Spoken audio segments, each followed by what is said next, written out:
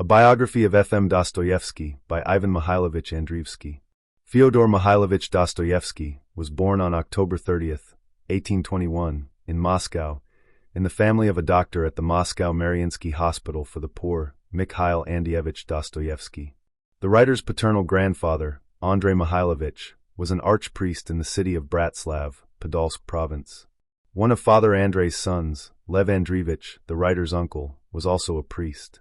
Of Father Andrei's 6 daughters, 3 became mothers, having married priests. The writer's father, Mikhail Andreevich, first studied at the Kamenets-Podolsk seminary, but without graduating, with the consent and blessing of his mother, he left his father's house for Moscow, where he entered the Moscow department of the Medico-Surgical Academy as a student. According to the testimony of the writer's younger brother, Andrei Mikhailovich, their father, after completing a course in medical sciences at the academy, was sent to serve as a doctor in military camps in 1812, and then to the Borodino Infantry Regiment, where he received the rank of staff doctor. From the Borodino Regiment, he was transferred as an orderly to the Moscow Military Hospital in 1818. Then in 1821, he was discharged from military service and appointed as a doctor to the Moscow Mariinsky Hospital, with the rank of staff doctor. He rose to the rank of collegiate counselor and was a knight of 3 orders. According to the testimony of his relatives, he was an extremely irritable person, hot-tempered and arrogant, sullen and withdrawn, morbidly jealous, and in addition, he also suffered from chronic alcoholism. Dostoevsky's mother, Maria Fyodorovna Nechavieva, came from a merchant family. The writer's maternal grandfather, Fyodor Timofeyevich Nechav, moved from the backwoods of the Kaluga province to Moscow at the end of the 18th century and first worked as a shop assistant, then joined the Third Merchant Guild, and began to trade independently in the Cloth Row.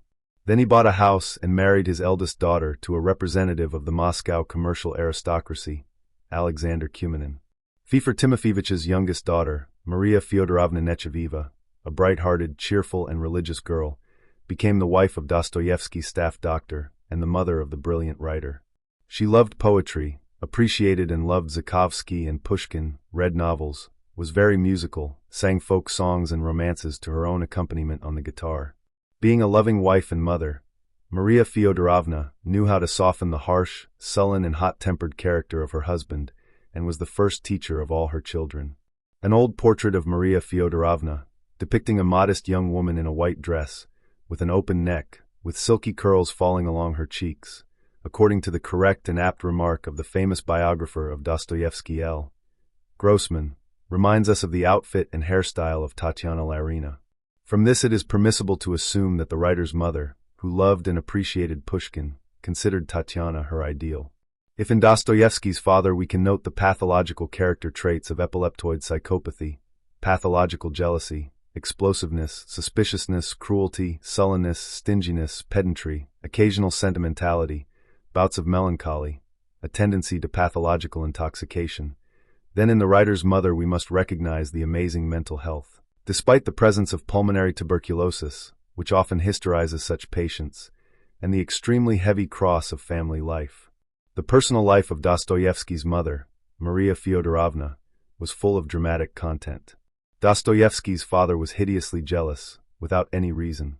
He tormented his faithful, devoted, loving wife with fits of unbridled jealousy. Maria Fyodorovna had to listen to absurd accusations of infidelity and prove her complete innocence.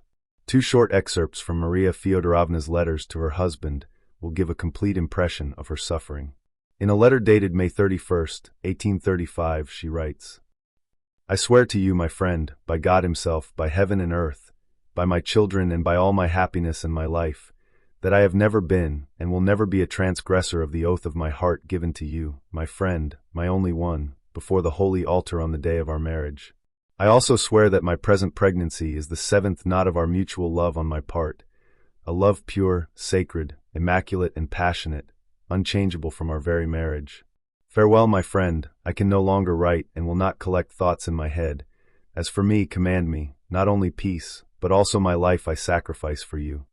In another letter dated June 8 to 10, 1835, she writes in response to accusations of treason, "I have not seen the light of God. I could not find either a place or comfort for myself anywhere. For 3 days I walked around like a madwoman. Oh, my friend, you will not believe how painful it is. They do not see my love, they do not understand my feelings, they look at me with base suspicion, while I breathe my love. Meanwhile, time and years pass, wrinkles and bile spread across the face, the cheerfulness of my natural character turns into sad melancholy. And here is my lot, here is the reward for my immaculate passionate love. And if my pure conscience and hope in Providence did not support me, then the end of my fate would be most deplorable. Forgive me for writing the harsh truth of my feelings. I do not curse you, I do not hate you, but I love you, I adore you, and I share with you, my only friend, everything that is in my heart. Quotes from letters from the book by L. Grossman, Dostoevsky, M. 1962. Fyodor Mikhailovich was the second son. His brother Mikhail was a year older, his sister Varvara was a year younger. According to Dostoevsky's wife, Anna Grigorievna, Fyodor Mikhailovich remembered his mother with great affection and loved his brother Mikhail and sister Varvara. He was not close to his younger brothers and sisters. The children were afraid of their father and did not like him. Later, the younger brother Andrei Mikhailovich, 1825 to 1897, wrote his memoirs, in which he honestly, strictly objectively and truthfully described the life of the young Dostoevsky. The information he provided is almost the only source of the great writer's youth biography.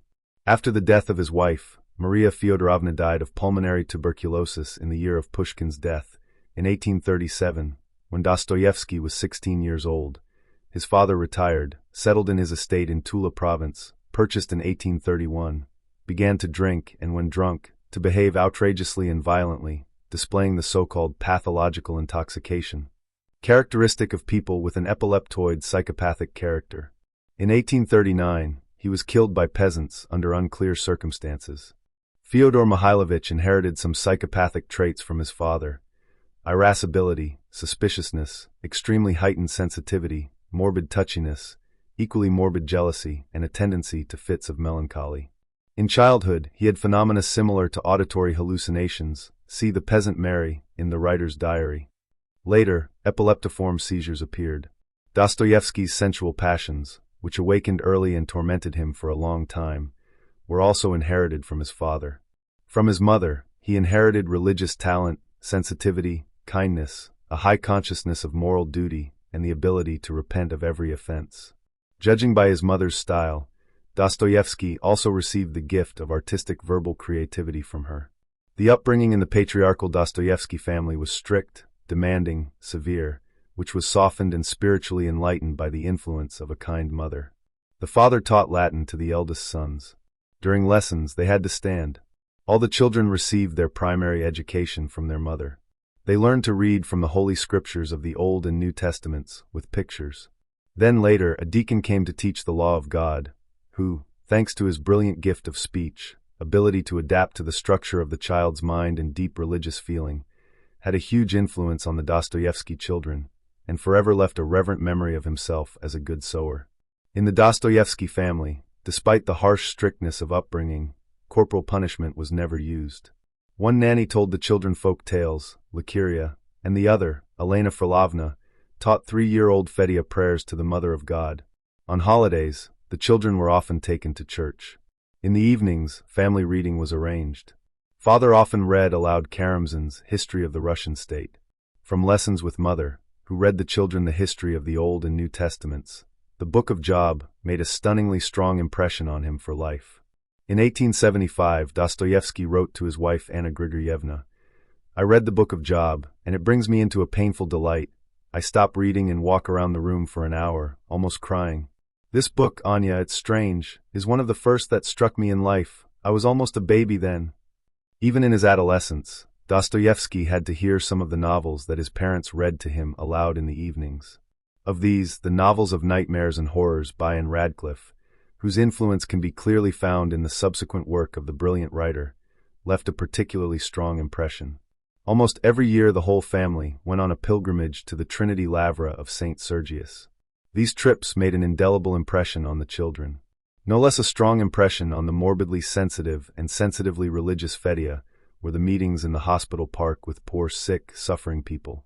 These first, early, childhood impressions sank deep into the soul of Dostoevsky the child, painfully contused his sensitive, receptive heart, and early shook his whole being with a feeling of compassion. The German psychologist and teacher Charlotte Buehler expressed a very profound thought that an adult person repeats in his life, in an expanded and deepened form, what he experienced in childhood. Dostoevsky, with his life and work, vividly confirms this. Artistic creativity, as Aristotle and more recently Freud correctly noted, is a kind of catharsis, purification, liberation, external reaction, in artistic form, of what subjectively and subconsciously torments the writer. Dostoevsky, from early childhood, was tormented by the sufferings and sorrows of poor sick people, and he became painfully sensitive to all suffering, to all injustice, to all insults of humiliated and insulted people, which forced him very early and acutely to pose the problem of social inequality to himself, and then to try to resolve this problem first in the political plane. A poet passionate about suffering. This is how Dostoevsky defined Nekrasov, defining himself with these words. Gradually the problem of social evil turned into the problem of evil in general, as a result of which the social problem became for him a religious problem. The common thread running through his entire life and through all his work, both artistic and journalistic, is the desire to fully understand and resolve this socio-religious problem. When the Dostoevsky children grew older, they were occasionally taken to the theater 2 to 3 times a year. And when 10-year-old Fedya first saw Schiller's The Robbers with the brilliant actor Mochilov, he became passionately fascinated with Schiller, and this passion remained with him for the rest of his life. Dostoevsky read both as a child and throughout his life an enormous amount. For the nature and range of his reading, see the study by L. Grossman, The Dostoevsky Library, Odessa, 1919. Of the Russian writers, the following had a great influence on the young Dostoevsky: Pushkin, whom the brothers Mikhail and Fyodor idolized and knew almost by heart, Lermontov, Gogol, Nekrasov and Tyachev, and of the Western European writers, Shakespeare, Schiller, Walter Scott, Dickens, Hoffman, Balzac, Hugo and George Sand. Of the ancients, Dostoevsky idolized Homer. In 1837, Pushkin was killed in a duel, and at the same time, Dostoevsky's mother died of tuberculosis. If we did not have family mourning, Dostoevsky wrote, I would ask permission to wear mourning for Pushkin. After excellent home education, Mikhail and Fyodor Dostoevsky were first sent to the boarding school of the Frenchman Suchard in 1833. This boarding school is described in the novel The Adolescent. And then, a year later, transferred to the privileged boarding school of Chermak, where the best professors of Moscow taught. After the death of their mother, the Dostoevsky brothers were taken to St. Petersburg by their father. After a short temporary stay at the preparatory boarding school of K. F. Kostomarov, in January 1838, Fyodor Dostoevsky passed the exam and was accepted to the boarding school of the St. Petersburg Military Engineering School. His brother Mikhail, due to health reasons, was not accepted there and went to the engineering team in the city of Revel. Not long before Dostoevsky, the remarkable spiritual writer Bishop Ignatius Bryanchaninov studied at the engineering school. The famous defender of Sevastopol, Totleben, was also a student at the same school. The writer D.V. Grigorovich also studied at the same engineering school at the same time as Dostoevsky. The tragic death of his father, killed by peasants, was the most severe psychological trauma in the youth of Dostoevsky, who was then 18 years old. He never mentioned or wrote about this event anywhere, and according to his friend Baron Wrangel, asked not to ask about it. Dostoevsky's daughter Lyubov Fyodorovna wrote in her memoirs, It always seemed to me that Dostoevsky, when creating the type of old man Karamazov, was thinking about his father. This is very similar to the truth. With D.V. Grigorovich, Dostoevsky was only in friendly relations, but in 1839 and 1840, in St. Petersburg, he had a short-term enthusiastic friendship with the young men Ivan Shidlovsky and Ivan Berezhetsky, based on their common love for Schiller. Incidentally, Dostoevsky's wife, Anna Grigoryevna, assumed that Fyodor Mikhailovich subsequently became friends with and fell in love with Vladimir Solovyov because he reminded him of Shidlovsky. It is extremely characteristic that Dostoevsky's first attempts at artistic creativity were in dramatic form. He read excerpts from his dramas, Mary Stuart and Boris Godunov, to his brother Mikhail. Unfortunately, no traces of these works have reached us. If he had become a playwright, he would undoubtedly have been a second Shakespeare. While at the engineering school, Dostoevsky was in dire need, since his stingy father sent him very little money, which was not enough for the most extreme needs. In 1843, at the age of 22, Dostoevsky graduated from the school, was promoted to second lieutenant and entered service in the engineering corps. After leaving the school, he began to receive from his guardian Karenin, his sister Varvara's husband, about 5,000 rubles in banknotes a year, which was a decent sum at the time, but this money was never enough for him, as he began to lead a disorderly and wasteful life. He would arrange luxurious dinners for friends, go hungry, lose up to 1,000 rubles at billiards, or borrow money from usurers. His penchant for gambling later took on the character of a vicious passion. See Diary and Memories by A.G. Dostoevsky and the autobiographical novel The Gambler. Having destroyed his first dramatic experiences, Dostoevsky turned to stories and short stories, and then moved on to long novels. But in his creative artistic temperament and in the psychology of the creative process itself, Dostoevsky remained a playwright. That is why all his works, beginning with his first novel, Poor Folk, and ending with his last novel, The Brothers Karamazov, are full of dramatic scenes. It is not for nothing that many of Dostoevsky's novels and stories have been adapted for the theater. The Landlady, The Village of Stepanchikovo, The Insulted and the Humiliated, The House of the Dead, Crime and Punishment, The Idiot, The Demons, under the title Nikolai Stavrogin, The Brothers Karamazov, and others. Incidentally, The Brothers Karamazov is not only in Russian, but also in French, adapted by Jean Cruet and Jacques Capo. Vyacheslav Ivanov very successfully defined Dostoevsky's work as a tragedy novel. Dostoevsky began writing his first novel, Poor Folk, while still at the engineering school. He wrote it, by his own admission, with passion, almost with tears. Dostoevsky's rejection of dramatic writing and transition to writing stories and novels undoubtedly occurred under the influence of Balzac, 1799 to 1850. Having become acquainted with the work of this greatest French novelist, Dostoevsky was extremely struck by his clear realism, his artistic and psychological analysis of the life of modern society, his acute and subtle formulation of social problems, his love and sympathy for the poor, suffering, humiliated, and insulted people, and his amazing ability to insert purely dramatic scenes into his novels. In 1843, when Dostoevsky was 22 years old, 44-year-old Balzac came to St. Petersburg and lived there for almost 3 months. Dostoevsky took advantage of the success and fame of the brilliant French writer and translated his novel, Eugenie Grandet, into Russian. This was Dostoevsky's first literary experience and first printed work. In the literary genesis of the novel Poor Folk, it is necessary to note the undoubted influence of 3 works of art: Pushkin's The Stationmaster, Gogol's The Overcoat. We all came out of the overcoat, says Dostoevsky, and Balzac's Eugenie Grandet. In March 1845, the novel Poor Folk was completely ready and carefully finished.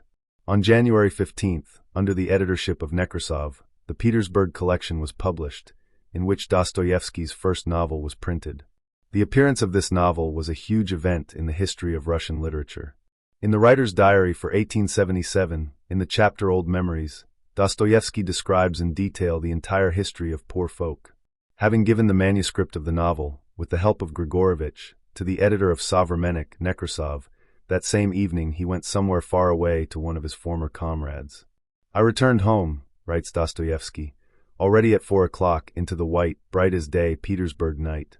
It was a beautiful warm time, and, entering my apartment, I did not go to bed, opened the window and sat down by the window. Suddenly the bell rang, which surprised me greatly, and Grigorovich and Nekrasov rushed to embrace me, in complete delight, and both were almost in tears. They had returned home the previous evening, taken the manuscript and started to read it as a test. It will be clear from 10 pages. But having read 10 pages, they decided to read 10 more, and then, without stopping, they sat all night until the morning, reading aloud and taking turns when one got tired. When they finished, they unanimously decided to come to me immediately. "What is it that he is sleeping? We will wake him up. This is beyond sleep." The next day Nekrasov took the manuscript to Belinsky, saying, "A new Gogol has appeared." Belinsky was angry at first. "Your Gogols are growing like mushrooms." But, having familiarized himself with the manuscript, he was simply excited, and demanded that the author be brought to him immediately. Dostoevsky left Belinsky enchanted. "It was the most delightful moment in my entire life," he recalled 30 years later. Belinsky called Poor People the first Russian social novel. The true history of the Russian social novel is as follows: Poor Liza by Karamzin, The Stationmaster by Pushkin, The Overcoat by Gogol, Poor People by Dostoevsky, and finally his crowning masterpiece, Demons. After this, the young Dostoevsky joined the circle of the socialist Belinsky and became his student for a short time. However, Belinsky, who greeted Dostoevsky's first work so enthusiastically, completely did not understand and could not appreciate his subsequent works.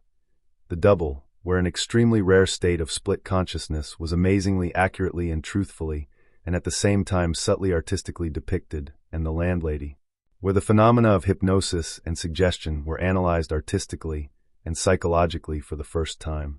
It is necessary to note, from the point of view of psychiatry, that Dostoevsky is the only writer in the world who absolutely correctly depicted mental anomalies in his works of art, and we psychiatrists learn from him. See Professor V. Chiz.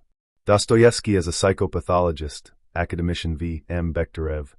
Mental Illnesses in Dostoevsky's Artistic Portrayal, Dr. T. K. Rosenthal. Dostoevsky's Suffering and Creativity, and many others.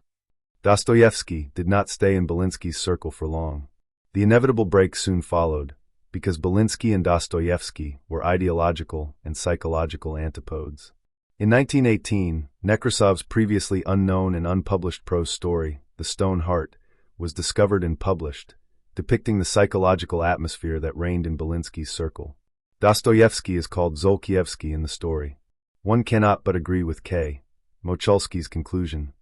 Dostoevsky's divergence from the Sovremenic circle and the persecution of Dostoevsky, in which such great people as Turgenev and Nekrasov participated, belong to the shameful pages of our literary life.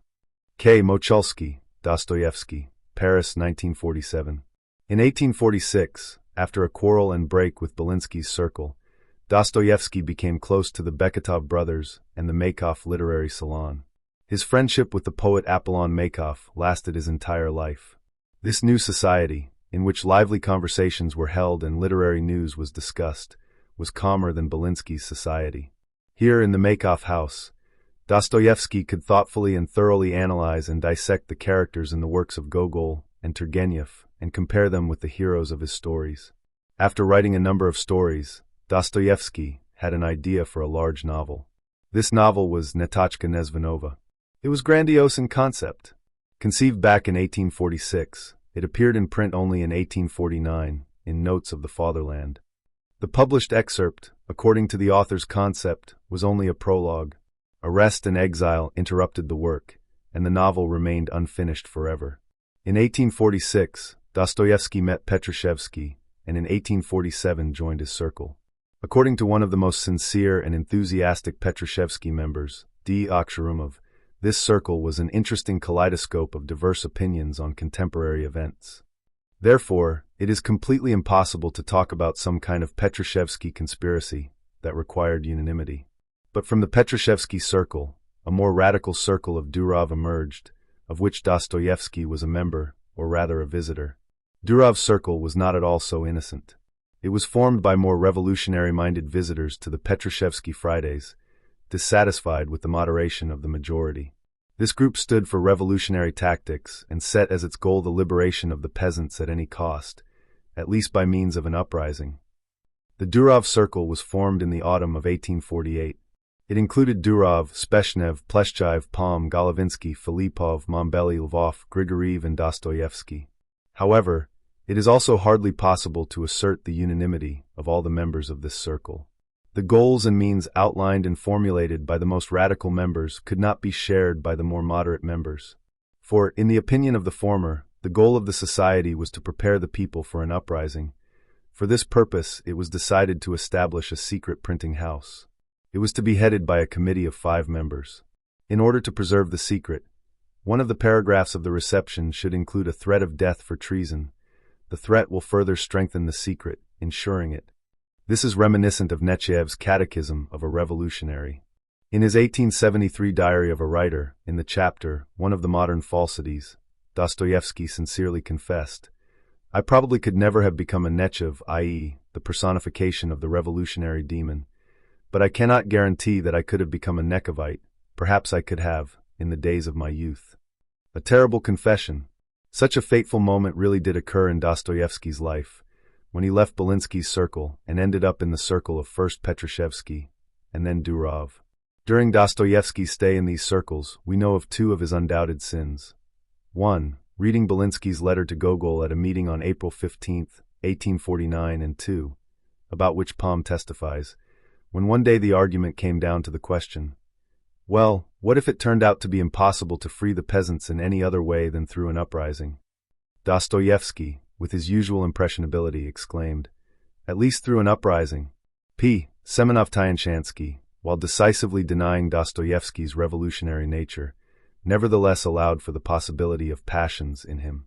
Dostoevsky was never a revolutionary, he writes, and could not be, but as a man of feeling, he could be carried away by feelings of indignation and even malice at the sight of violence committed against the humiliated and insulted, which is what happened, for example, when he saw or learned how a sergeant major of the Finland regiment was driven through the gauntlet. Indeed, Dostoevsky uttered the words, even through an uprising, in a state of emotional excitement, under the influence of a painful memory of a scene that he personally had to see not long before. He was an accidental witness to a cruel execution, when a sergeant major was beaten to death with sticks. Later, in penal servitude, Dostoevsky had to witness similar scenes on numerous occasions, which, however, did not prevent him from experiencing a complete rebirth of his previous convictions in penal servitude. It is extremely significant that it was during these same years, 1846 to 1849, when he participated in the circles of Belinsky, Petrushevsky, and Durov, that Dostoevsky wrote his novel Natachka Nezvanova. The task of depicting childhood and youth as periods when the future personality of an adult is invisibly formed always interested him. And in this unfinished story, he provided enormous artistic and psychological material for educational psychology about the process of hysteria of a child's personality under the influence of improper upbringing and severe mental trauma suffered in childhood. The novel was interrupted, as we indicated above, by his arrest. On the night of April 22 to 23, 1849, Petrushevsky and 33 members of his circle, and Durov's circle, were arrested, including the 27-year-old brilliant Russian writer F. M. Dostoevsky. About the period of his youth, when Dostoevsky gradually began to move from the idealism of the romantic Schiller to a passion for the ideas of French utopian socialism, he recalls this in his Diary of a Writer for 1873. Then the matter was understood in the most rosy and heavenly moral light. It is indeed true that the emerging socialism was compared then, even by some of its ringleaders, with Christianity, and was taken only as a correction and improvement of the latter, in accordance with the age and civilization. Socialism, in its many shades, from pale white pink to clearly red, became a temporary great temptation for Dostoevsky's soul. Social, political, ethical, and religious problems in Dostoevsky's consciousness, in the first pre-penal period of his life, represented an exceptionally complex and unique alloy, in which the hierarchy of values was distorted. Humanistic ethical values occupied the first place in it, while religious values were in the second place. But in Dostoevsky's soul, from early childhood, throughout his life, the greatest treasure inherited from his mother was preserved, a living, undying, boundless love for Christ. This love saved him from many temptations, including the temptation of socialism. We find extremely characteristic confessions in the famous letter of Dostoevsky to the wife of the Decembrist Fonvizin, N.D. Fonvizina, who gave him the gospel in Tobolsk. After his release from the penal prison, Dostoevsky wrote to her, I have heard from many that you are very religious, N.D. Not because you are religious, but because I myself have experienced and felt it. I will tell you that at such moments you thirst like withered grass for faith, and you find it, precisely because in misfortune the truth becomes clear. I will tell you about myself that I am a child of the century, a child of unbelief and doubt to this day, and even, I know this, until the grave lid. What terrible torments this thirst to believe has cost me, and is costing me now, which is the stronger in my soul, the more contrary arguments there are in me. And yet God sometimes sends me moments in which I am completely calm. At these moments I love and find that others love me, and at such moments I have composed for myself a symbol of faith, in which everything is clear and sacred to me. This symbol is very simple. Here it is: to believe that there is nothing more beautiful, deeper, more sympathetic, more reasonable, more courageous, and more perfect than Christ. And not only is there not, but with jealous love I tell myself that there cannot be. Moreover, if someone were to prove to me that Christ is outside the truth, then I would rather remain with Christ than with the truth. From this we can conclude that the personality of Christ, not even as the God-man, but only as an ideal human personality, already gave strength and fortitude to Dostoevsky's convictions and helped him to fight Belinsky's convictions. Dostoevsky opposed Christian humanism to the latter's atheistic socialist humanism. But this was not faith in the God-man Christ, but love for Christ-man. Although he says of himself that he is a child of the century, a child of unbelief and doubt, and assumes that he will remain so forever, he immediately admits that the thirst for faith becomes stronger in him, the more arguments to the contrary he has. For a time he lives with such contradictions between reason and feeling, and he even allows the blasphemous thought that the truth can be outside of Christ. True, even then Christ is dearer to him than the truth, but here the contradictions reach their limit. And finally, his conscience asks him the Pilate question, what is truth? After a painful struggle with himself, reflected in his novels, in which all the arguments for and against are expressed in artistic form, Dostoevsky finally finds the true Christ, who said, I am the way, the truth, and the life, John 14 verse 6. I.e. only in Christ is the path to the absolute truth found. Only his words are the absolute truth, and only in Christ can there be true life. But there is no Christianity without the church founded by Christ. Having come to the true Christ, Dostoevsky will also come to the true, Orthodox Church. Dostoevsky's path was extremely long, difficult, painful, but also patient, tireless, purposeful, honest, and instructive, as we will see below. While sitting in the fortress, during the preliminary investigation, Dostoevsky wrote the touching story, The Little Hero, in which he again provided rich material for educational psychology. The court's verdict was very cruel. All those found guilty, including Dostoevsky, were sentenced to death, execution by firing squad, taken to Simonovsky Square in St. Petersburg, placed on the scaffold, and experienced the unspeakable horror of waiting for the death penalty. At the last moment, the execution was suspended for the announcement of the will of the sovereign Emperor Nicholas Pavlovich, who wished to mitigate the punishment and replace the death penalty with various terms of hard labor. Dostoevsky initially received 8 years of hard labor, but later the punishment was further mitigated by the sovereign, for years of hard labor, and then, as a private. The scaffold was Dostoevsky's greatest, most terrible and incurable mental trauma, even deeper and stronger than the tragic death of his father, killed by peasants, which he suffered 10 years earlier, in 1839. As is known, Dostoevsky suffered from epileptiform convulsions, the etiology and nature of which were not clear for a long time. According to Grigorovich and Dr. Yanovsky, these attacks began in his early youth. This illness of Dostoevsky attracted the attention of many psychiatrists. It was written or spoken about by Chistovich, Kovalevsky, Chiz, Bekhterev, Rosolimo Minor, Bazanov, Amenitsky, Gilyurovsky, Yerman, Krogius, Ivanov-Smolensky, Marshetsky, Andreevsky, Yevlikov, Troshin, and others. The final solution to this question about the nature of Dostoevsky's illness belongs to the psychiatrist Tatyana Kondratyevna Rosenthal, Dostoevsky's Suffering and Creativity, in the collection Problems of Studying and Educating the Personality, 1919, No. 1, edited by academician V.M. Bekhterev. The deeply substantiated diagnosis of Dr. T.K. Rosenthal is the following. Dostoevsky suffered from a special and very rare form of the so-called affective epilepsy, first described by the German psychiatrist Bratz and supported by the famous Krepelin. Later, this same form was described by the German psychiatrist Bonhoeffer, calling it reactive epilepsy. This rare disease has a psychogenic etiology. Seizures are caused by mental trauma and usually occur at the height of strong affect. This rare form of epilepsy, unlike genuine congenital, traumatic, after severe head injuries, and other forms of epilepsy, does not lead to feeble-mindedness. Of the other pathological traits of Dostoevsky's personality, one cannot fail to mention his morbid jealousy and morbid passion for roulette, about which Dostoevsky's second wife Anna Grigoryevna provides exhaustive information in her memoirs. Dostoevsky responded to his experiences while awaiting the death penalty only 20 years later, in his artistic work, The Story of Prince Mishkin, in the novel The Idiot, in 1869.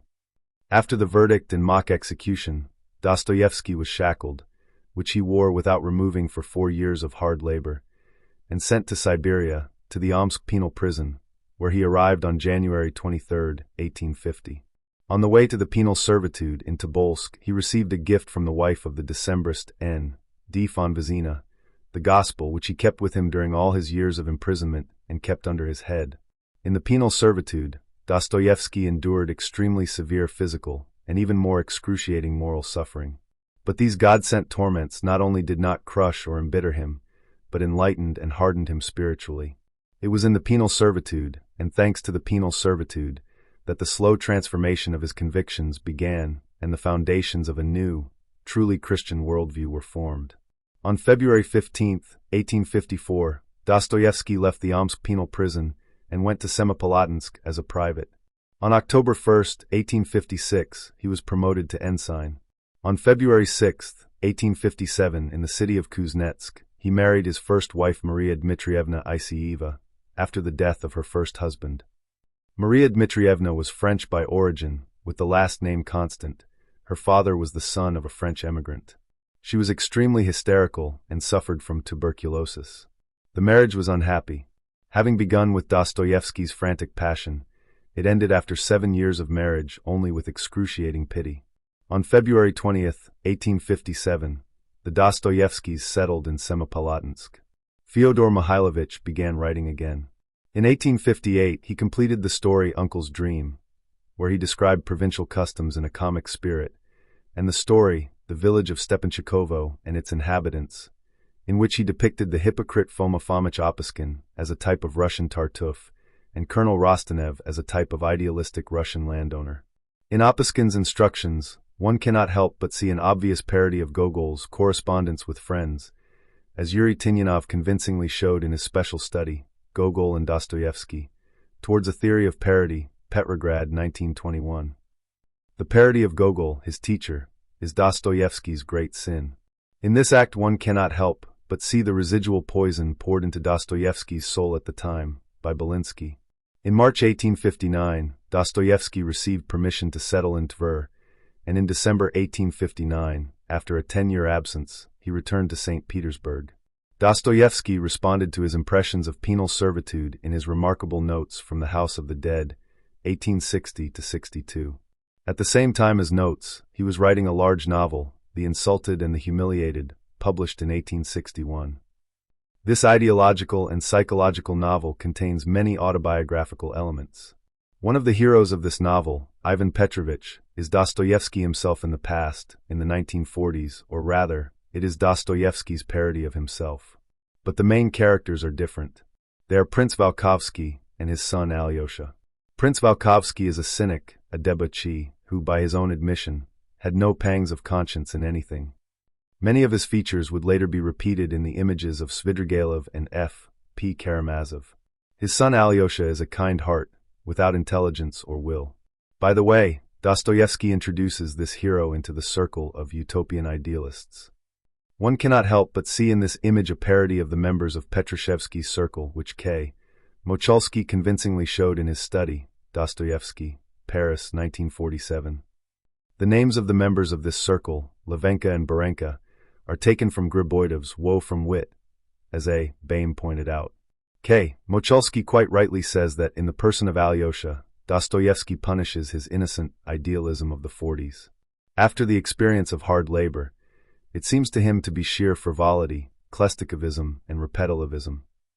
The novel, The Insulted and the Humiliated, shows the cynical triumph of evil when it is confronted by the impotence of humanistic good. In the period 1861-64, Dostoevsky, together with his brother Mikhail, published his magazine, First Time, and then Epoch. In the summer of 1862, Dostoevsky traveled abroad for the first time. He visited Berlin, Dresden, Wiesbaden, Baden-Baden, Cologne, Paris, London, where he met Herzen, Lucerne, Geneva, Genoa, Florence, Milan, Venice, Vienna, and other places, visiting all these cities in 2.5 months. In Winter Notes on Summer Impressions, published in 1863 in the magazine Time, he wrote about his impressions of Europe. Europe seemed like a cemetery to him. In 1863, the Polish uprising broke out. In the April issue of the Dostoevsky Brothers magazine, Vremya, a topical article by N. Strakov appeared, The Fatal Question, in which the idea was advanced that it was not enough to fight the Poles with external force, and that victory over them must be morally justified.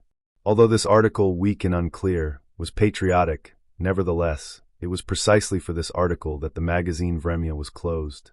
In the spring of the same year, 1863, the health of Dostoevsky's wife Maria Dmitrievna deteriorated sharply, as a result of which she had to be taken away from the fatal climate of St. Petersburg for tuberculosis patients to the city of Vladimir. In the summer of 1863, Dostoevsky again went abroad, where he experienced a deep personal drama, an affair with Apollinaria Prokofyevna Soslova, a typical woman of the 60s, a 23-year-old writer, an admirer of Herzen, Proudhon, and Dostoevsky. Her trendy stories, preaching the emancipation of women, Nowhere, Before the Wedding, On My Own Road, were published in the magazine Time. In the autumn of 1861, Soslova wrote Dostoevsky an enthusiastic and at the same time naively poetic letter, the result of which was a painful affair between the 40-year-old writer and editor of Vremya and his 20-year-old employee. The careless, enthusiastic, ideological, passionate, inexperienced girl was apparently looking for sublime love, and Dostoevsky responded with passionate infatuation. And Soslova became the writer's lover, but from the very first days she was burdened by this relationship. This affair, which lasted for several years, should be recognized as Dostoevsky's greatest sin, especially since his wife, Maria Dmitrievna, was still alive. There is a great deal of literature about this terrible affair. See Soslova's diary, Memoirs of Dostoevsky's second wife Anna Grigorievna, studies by L. Grossman, A. Dolinin, A. Baim K. Mocholsky V. V. Rozanov, who as a 24-year-old student married 40-year-old Soslova, only because she had once been in a close relationship with Dostoevsky, repeating Dostoevsky's tormented affair and finally breaking up with this infernal woman. Details of the relationship with Soslova can be found in M. Sloanim's book The Three Loves of Dostoevsky, published in 1953 by Chekhov Publishing House in New York. Unfortunately, this book contains too many obscenities of Freudian psychoanalysis and completely unfounded conjectures of the author, and too little serious scientific research. In August 1863, Soslova left for Paris and wrote a cruel letter from there. I could have written to you that I blushed for our previous relations, but this should not be new for you, because I never hid it and many times I wanted to break it off before my departure abroad. In another letter she was maliciously ironic. You behaved like a serious, busy person who does not forget to enjoy himself on the grounds that some great doctor or philosopher even assured that one should get drunk once a month. A thoughtful and conscientious researcher of Dostoevsky, K. Mocholsky, in his book, Dostoevsky, Paris, 1947, gives an interesting and correct commentary on these letters to Soslova. He writes, "Perhaps Dostoevsky was really guilty before the ideological girl. Overwhelmed by passion and lust, he insulted a person in her. Her love turns into hatred, and she takes revenge on him with refined cruelty." After this, Mocholsky gives an analysis of Dostoevsky's love for his first wife Maria Dmitrievna, and compares the dramatic nature of this love with the dramatic nature of his love for Soslova. We have already said, writes Mocholsky, that the writer's first love, for Maria Dmitrievna Isieva, seems to be a story that has passed into life from the pages of Dostoevsky's novel. What is commonly called Dostoevshchina was entirely contained in the fate of his future wife. In the affair with Soslova, reality again preceded fiction. The lover's journey abroad is reminiscent of a dramatic situation ripped from The Gambler or The Idiot. In Paris, Soslova meets a Spanish medical student named Salvador, but this relationship soon breaks off because Salvador leaves her. She becomes embittered and wants to shoot him. At this time, Dostoevsky arrives, and a dramatic explanation takes place between them, which Soslova later described in her story, Stranger and Our Own. In this regard, Mocholsky rightly emphasizes again, the rejected lover Dostoevsky consoles, persuades, and takes on the role of friend and brother. The plot of the insulted and humiliated, Ivan Petrovich, Natasha, Alyosha, is once again embodied in reality.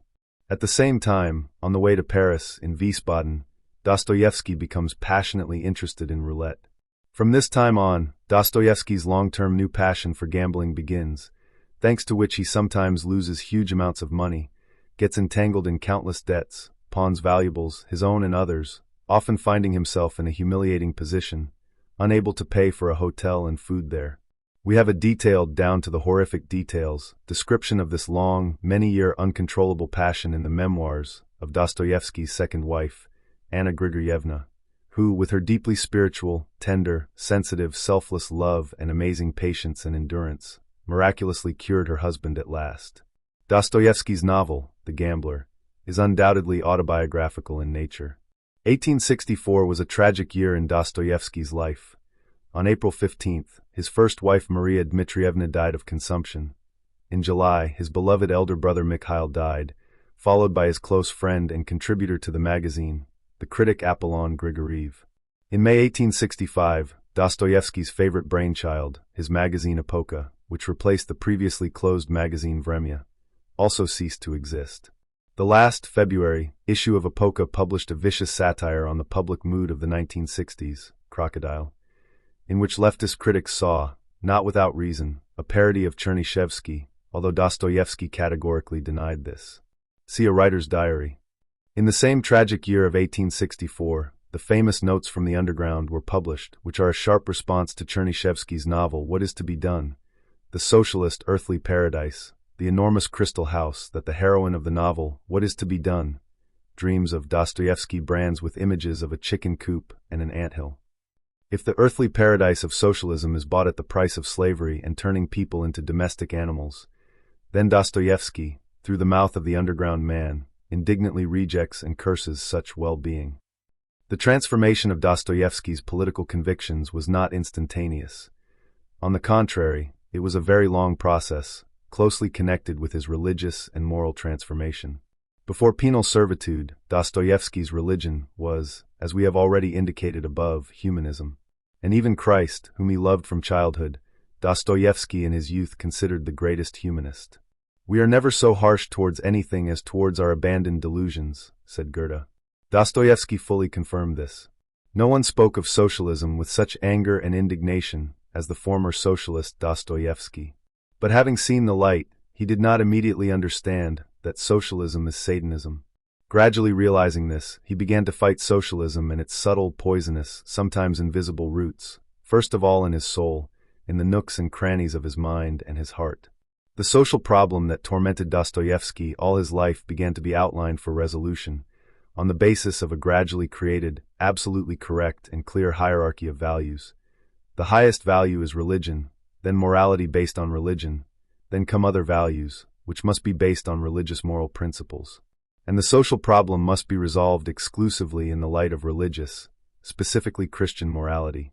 Notes from Underground, 1864, is an introduction to the five-act tragic symphony of his last five great novels: Crime and Punishment, 1866, The Idiot, 1868-69, The Demons, 1873, The Adolescent, 1875, and The Brothers Karamazov, 1880, which represent the author's confession, disguised in artistic images and lasting 15 years. To work on the novel The Gambler, 1866, Dostoevsky needed a stenographer. He was recommended Anna Grigorievna Snitkina, a very capable student of the famous stenography teacher P. M. Alkin. Anna Grigorievna's father was an employee of the court department, Grigory Ivanovich Snitkin. Her mother, widowed by this time, was a Swede or a Finn by origin, Maria Anna Miltopius. On October 4, 1866, Anna Grigorievna began her work as a stenographer, and on October 30th, she finished taking down The Gambler and the last pages of Crime and Punishment in shorthand. On November 8th, there was a declaration of love. Fyodor Mikhailovich composed a whole story about an elderly artist who fell in love with a young girl, and ended the story with the following words: "Put yourself in her place for a minute. Imagine that this artist is me, that I confess my love to you and asked you to be my wife. Tell me, what would you answer me?" The face of Fyodor Mikhailovich, Anna Grigorievna reports in her memoirs, expressed such confusion, such heartache, that I finally understood that this was not just a literary conversation, and that I would deal a terrible blow to his vanity and pride if I gave an evasive answer. I looked at the agitated face of Fyodor Mikhailovich, so dear to me, and said, "I would answer you that I love and will love you all my life." The wedding took place in the Trinity Izmailovsky Cathedral in St. Petersburg on February 15, 1867. Soon after the wedding, unexpectedly for Anna Grigorievna, it was revealed that her husband was seriously ill with epilepsy. The family of his late brother Fyodor Mikhailovich and his stepson Pavel Isaev treated Dostoevsky's new wife with jealousy and ill will. Creditors appeared with writs of execution for large sums. And so the newlyweds decided to get away from all this, at least for a few months, abroad. But the trip dragged on for a long time. "We went abroad for 3 months," recalls Anna Grigorievna, "and returned to Russia after more than 4 years. For this trip, Anna Grigorievna decided to sacrifice her entire dowry. She pledged new furniture, a piano, furs, gold and silver items, and winning tickets. During the time spent abroad, almost all of Anna Grigorievna's property disappeared. But there," Anna Grigorievna wrote later, "a new happy life began for Fyodor Mikhailovich and me, which ended only with his death." The journey began in Dostoevsky's favorite city of Dresden. Then they headed to Baden-Baden. Then came Basel, Geneva. After the summer of 1868, spent in Vienna, the Dostoevskys went to Italy, lived for a long time in Milan and Florence, visited Bologna and Venice, spent 3 days in Prague, and finally returned to their favorite Dresden, from where they left for Russia on July 5, 1871. Dostoevsky was a profound connoisseur, lover and appreciator of art in all its forms, especially, not counting fiction, painting. He studied the Dresden Gallery thoroughly. Above all, he valued and loved the famous Madonna by Raphael, next to which he placed the famous painting by Titian, Caesar's Denarius. But soon the quiet life in Dresden is overshadowed by the writer's spiritual catastrophe. A wild, obsessive thought occurs to Dostoevsky that there is only one way out of the difficult financial situation in which he found himself abroad with his young wife: to try his luck at roulette. To do this, he needs to go to Hamburg. On May 16th, he leaves. Soon, in one of his letters, he reports that he has lost everything, sold his watch and won back. In the next letter, on May 21st, there is a notice of a new loss and a request to send 20 imperials for the return trip. Anna Grigorievna sends the money and goes to the station to meet her husband. But he does not come because he lost the money he received on the trip and he has nothing to return with. In humiliating terms, he asks to send more for the trip. "My angel," he writes, "don't think that I will lose this too. Don't insult me to such an extent. Don't think so lowly of me. After all, I am a human being. After all, there is some human in me too." On May 27th, he returns sullen, depressed, confused, but the obsession with winning does not leave him. He accuses himself of carelessness, nervousness, of playing without a system. In his opinion, if you play coolly, judiciously, and prudently, then there is no way to lose. On July 3rd, after receiving 500 rubles from Katkov, the Dostoevskys move to Baden-Baden, where there is also a roulette table. He starts playing again. This is how Anna Grigorievna later recalls this time. "Fyodor Mikhailovich would return from roulette pale, exhausted, barely able to stand on his feet, ask me for money. He gave me all the money. Leave and return half an hour later even more upset, for money. And this would continue until he lost everything we had. When there was nothing to go to roulette with and nowhere to get money, Fyodor Mikhailovich would sometimes be so depressed that he would start to sob, kneel before me, begging me to forgive him for tormenting me with his actions, falling into extreme despair." This excruciatingly painful condition continues for Dostoevsky for about a month. He pawns his gold wedding ring, his wife's earrings, and gambles away all the money he has received. He swears that he will never gamble again and, covering his face with his hands, cries like a child. The next day he gambles again, having pawned his fur coat and his wife's coat. The hotel is not paid for. They live on tea alone. Goncharov helps him out of this difficult, hopeless situation by lending him 3 gold coins, and then Katkov sends another 500 rubles. Everything is lost again. Finally, tearing himself away from the damned Baden with difficulty, Dostoevsky moves to Geneva with only 70 francs. In her memoirs, Anna Grigorievna, describing her husband's passion for roulette, adds, "I must give myself credit, I never reproached my husband for losing." Incidentally, in Baden-Baden, Dostoevsky had his final break with Turgenev. For details on this, see the book, Nikolsky, Turgenev and Dostoevsky, The History of One Enmity. Sofia, 1921. Dostoevsky accused Turgenev of atheism, hatred of Russia, and admiration for the West. Dostoevsky's reconciliation with Turgenev took place shortly before Dostoevsky's death, at the Pushkin Festival in Moscow in 1880. When Dostoevsky, in his speech, sincerely and warmly spoke of Turgenev's Liza Kalatina, Turgenev blew Dostoevsky a kiss. The first years of Dostoevsky's family life were overshadowed not only by the writer's epilepsy and morbid passion for roulette, but also by other sad events. From Anna Grigorievna's Dresden diary, we learn that at this time Dostoevsky received the last letters from Apollinaria Soslova before the final break, which fell into the hands of Anna Grigorievna. The diary entry about this event characterizes the extraordinary moral purity, spiritual depth, and self-sacrifice of Dostoevsky's wife. Here are her touching, sad lines. "I was cold, I was shaking and even crying. I was afraid that the old affection would be renewed, and that his love for me would disappear. Lord, do not send me such misfortune. I was terribly sad. When I think about it, my heart will bleed. Lord, only not this, it will be too hard for me to lose his love." Another grave sorrow for the Dostoevsky couple was the death of their 3-month-old first child, the infant Sinichka, which occurred on May 24, 1868. At this time he was writing The Idiot. Regarding Sinichka's death, we have the notes of Anna Grigorievna and Fyodor Mikhailovich. Anna Grigorievna wrote, "Deeply shocked and saddened by her death, I was terribly afraid for my unfortunate husband. His despair was stormy, he sobbed and cried like a woman, standing before the cold body of his favorite, and covering her pale face and hands with hot kisses. It seemed to both of us that we would not be able to bear our grief. It was terrible to look at Fyodor Mikhailovich. He had become so haggard and thin during the week of Sonia's illness. Every day my husband and I went to her grave, brought flowers and cried." Dostoevsky wrote to Makov a few days after the funeral, "This little 3-month-old creature, so poor, so tiny, was already a face and a character for me. She was beginning to know me, to love me, and she smiled when I came up to her. When I sang songs to her in my funny voice, she loved to listen to them. She did not cry or wince when I kissed her. She stopped crying when I came up to her. And now they tell me as a consolation that I will have more children. And where is Sonia? Where is this little person for whom, I boldly say, I will accept the torment of the cross, if only she were alive?" When the Dostoevskys were leaving Geneva, leaving behind the grave of the deceased Sinichka, Fyodor Mikhailovich, on the deck of a cargo steamer, told Anna Grigorievna, with touching little details, his whole life, which, according to him, was mainly a long chain of insults, offenses, sorrows, misfortunes, and disappointments.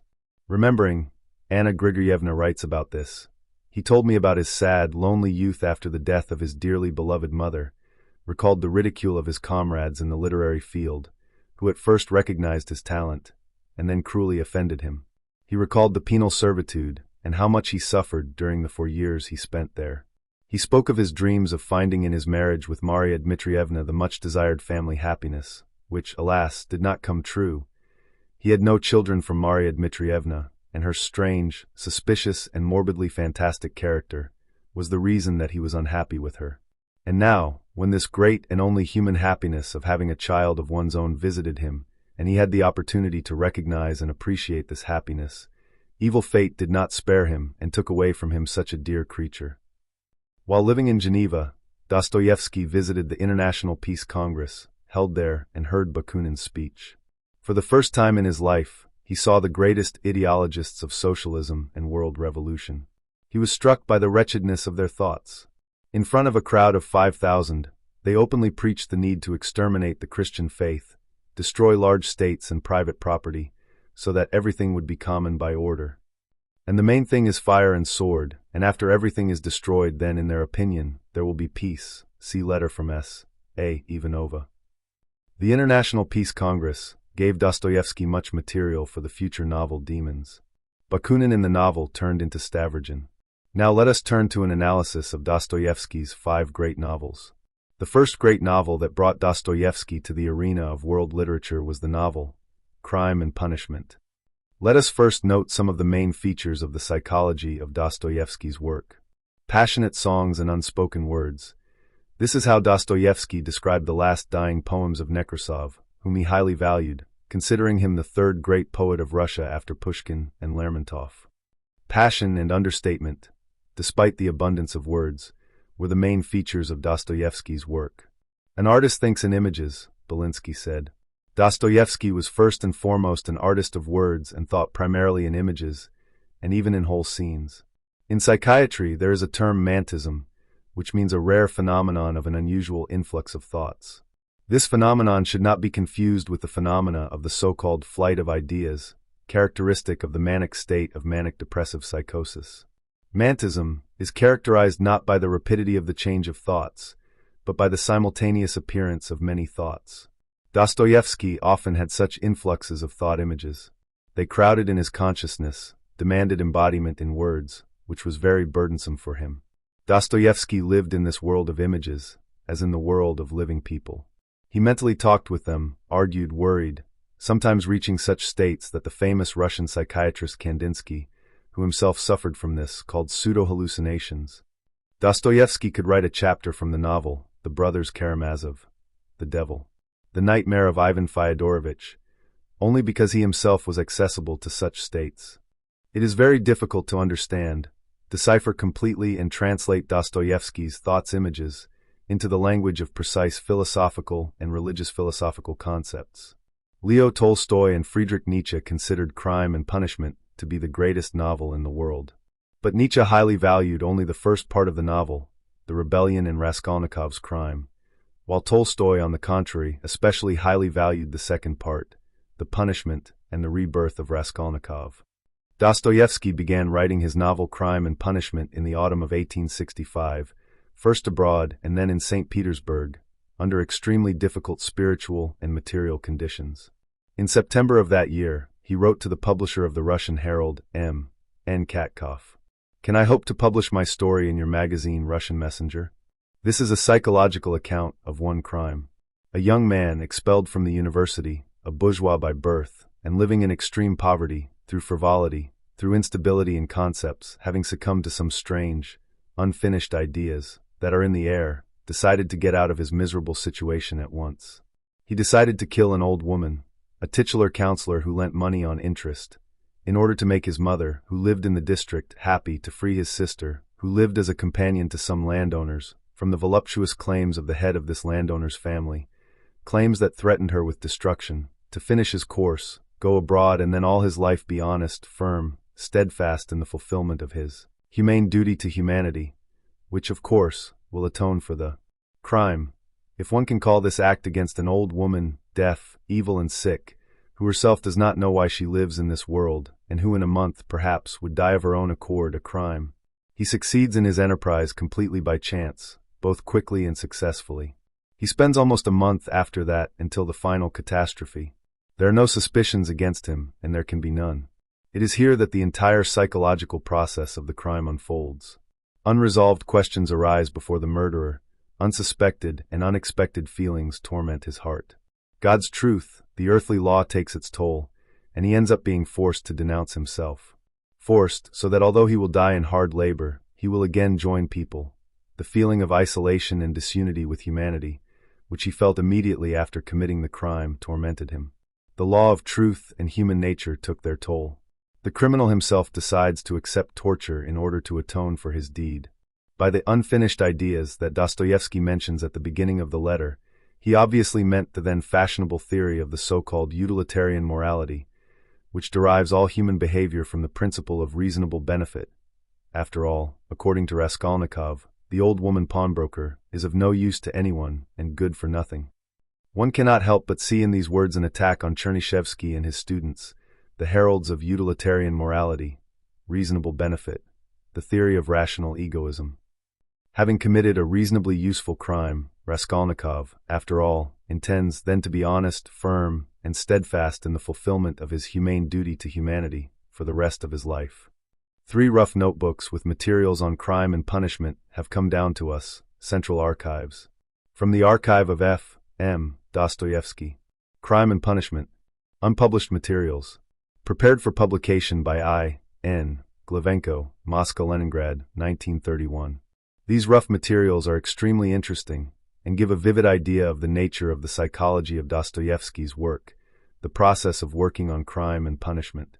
From them it is evident that the main idea of this novel was not entirely clear to the author for some time. Initially, the main idea of the novel was the one that was outlined in the above-cited letter from Dostoevsky to Katkov in September 1865. In the draft notebooks we find an indication that Dostoevsky himself wanted to clarify the exact psychological motivation for Raskolnikov's crime. The main anatomy of the novel. This is how Dostoevsky called the note in which he set himself the task of one way or another explaining the entire murder, and only then depicting Raskolnikov's experiences that forced him to make a logical exit to the law of nature and duty. In solving this problem, Dostoevsky began to waver between two motivations for the crime. The first was clearly expressed in the letter to Katkov. He wanted to make his mother happy with the money from the murdered woman, save his sister from death, finish his education, and then live honestly for the rest of his life and thereby make amends for his crime. The second motivation is the one with which he briefly explains his crime to Sonia. I wanted to become Napoleon, that's why I killed. And in another place he says, I didn't kill a person, I killed a principle. Raskolnikov reasoned thus. People, by the law of nature, are generally divided into two categories, the lower ordinary, so to speak, into material that serves only for the generation of their own kind, and into people proper, i.e. those who have the gift or talent to say a new word in their midst. Raskolnikov explained his thoughts to Sonia. At first he thought about how Napoleon would have acted if, for his career, he had to kill and rob a funny old woman instead of crossing Mont Blanc or conquering Egypt. He tormented himself over this question for a long time until he realized that for Napoleon there would not even be a question of a crime.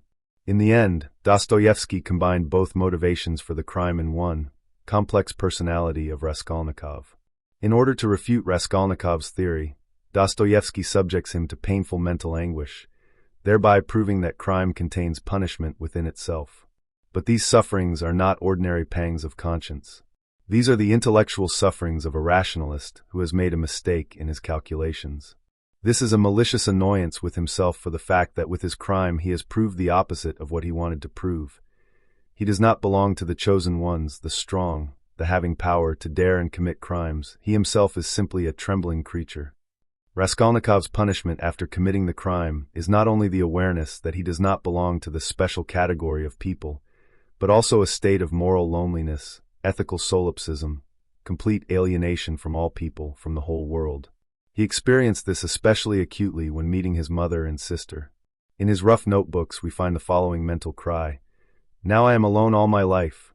Alone with my wife, alone with people, alone always. In a letter to Katkov outlining the plan for the novel, Dostoevsky wrote that God's truth takes over and compels the murderer to denounce himself.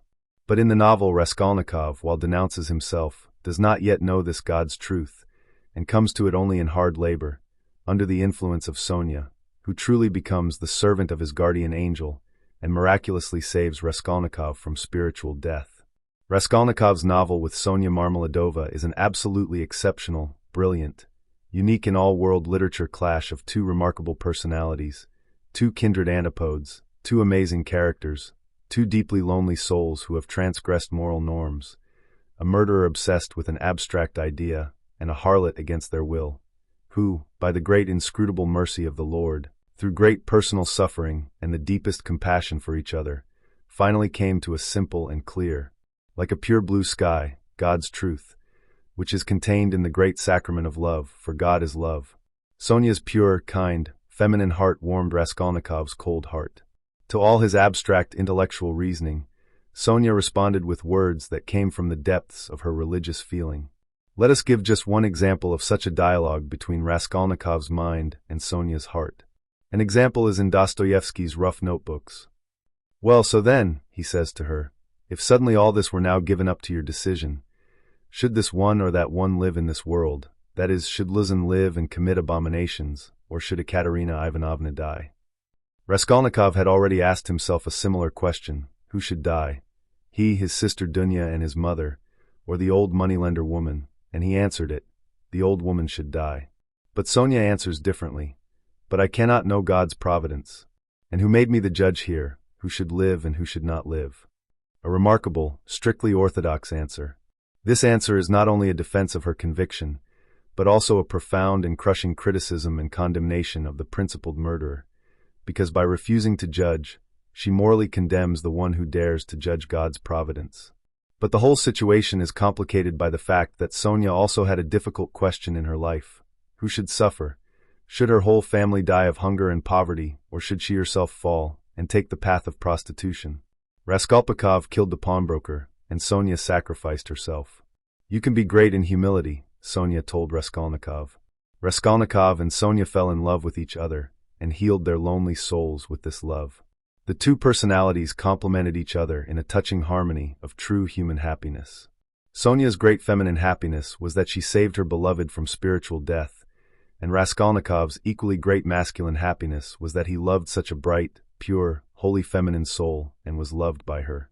Both recognized their true happiness as a miracle of God's mercy. Dante claimed that true love cannot but be mutual. Raskolnikov and Sonia fell in love with each other with a genuine, true love that could not but be mutual. The complex, deep, subtle, tender as the morning dawn process of Raskolnikov's complete rebirth Dostoevsky only outlined, at the end of the novel, only indicated it, only promised it to us, but did not clearly and fully show it. Therefore, many researchers, for example Mochalsky, expressed doubt in the possibility of Raskolnikov's rebirth, and others, for example A.S. Dolinin, doubt even the rebirth of Dostoevsky himself. But this is deeply untrue. Dostoevsky chastely refrained from analyzing in detail the intimate, fragrant, gracious, holy feelings. Let us recall Dostoevsky's tenderly stingy and sensitively cautious words at the end of the novel, when Raskolnikov, in hard labor, after an illness, having fallen in love with Sonia, fell at her feet. They were both pale and thin, but in these sick and pale faces there already shone the dawn of a renewed future, a complete resurrection into a new life. The enormous amount of work on crime and naming, and the difficult living conditions at that time can be inferred from Dostoevsky's letter to his friend Wrangel. At the end of November, 1865, much was written and ready. I burned it all, now I can admit it. I didn't like it myself. The new form, the new plan carried me away, and I started all over again. I worked day and night, and still I work little. A novel is a poetic work. It requires peace of mind and imagination for its execution. And I am tormented by creditors, i.e. they threaten to put me in prison. In addition to creditors, Dostoevsky was also tormented by the editors of the Russian Herald, Katkov and Lyubimov. They demanded many significant changes from him, which he agreed to with great difficulty. Sending the corrected version, he wrote, "And now I have my greatest request to you. For Christ's sake, leave everything else as it is now." But Katkov nevertheless crossed out a number of lines concerning Sonia's character and behavior. Dostoevsky himself was ultimately satisfied with his work, as can be seen from his letter in April 1866 to his new friend, priest of the Wiesbaden Russian Orthodox Church Father I. Yanishev, later a prominent Russian Orthodox theologian, protopresbyter, rector and professor of moral theology at the St. Petersburg Theological Academy. It should be noted that my novel was extremely successful and raised my reputation as a writer. My whole future lies in finishing it well. The talented Russian philosopher and religious thinker, Professor S. A. Askoldov, 1871–1945, was one of the most remarkable commentators on Dostoevsky. See his works. The Religious and Ethical Significance of Dostoevsky, in the collection F. M. Dostoevsky, edited by A. S. Dolinin, St. Petersburg, 1922, Collection 1. The Psychology of Characters in Dostoevsky, Leningrad, 1924, Collection 2. In addition to these works on Dostoevsky, Askoldov contributed to the deciphering and translation of Dostoevsky's thoughts images into the language of religious and philosophical concepts in his purely theoretical study of the problem of the hierarchy of values and the problem of the connection between good and evil. Christian Thought, Kiev, 1916. Askoldov establishes the following scheme. There is absolute good, God, and absolute, or rather maximum, evil, the devil.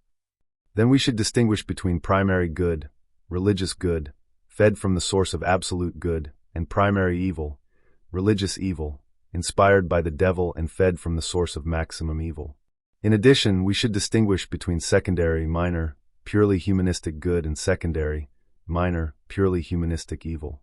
If a Christian has to choose between two positions, when both contain good and evil fused together, then he should choose the ingot that contains the primary good, despite the fact that secondary, minor evil is inextricably linked with it. And the ingot that contains primary evil should be rejected, despite the fact that secondary, minor good is inextricably linked with it. The devil, in order to deceive and tempt us, resorts to the following method.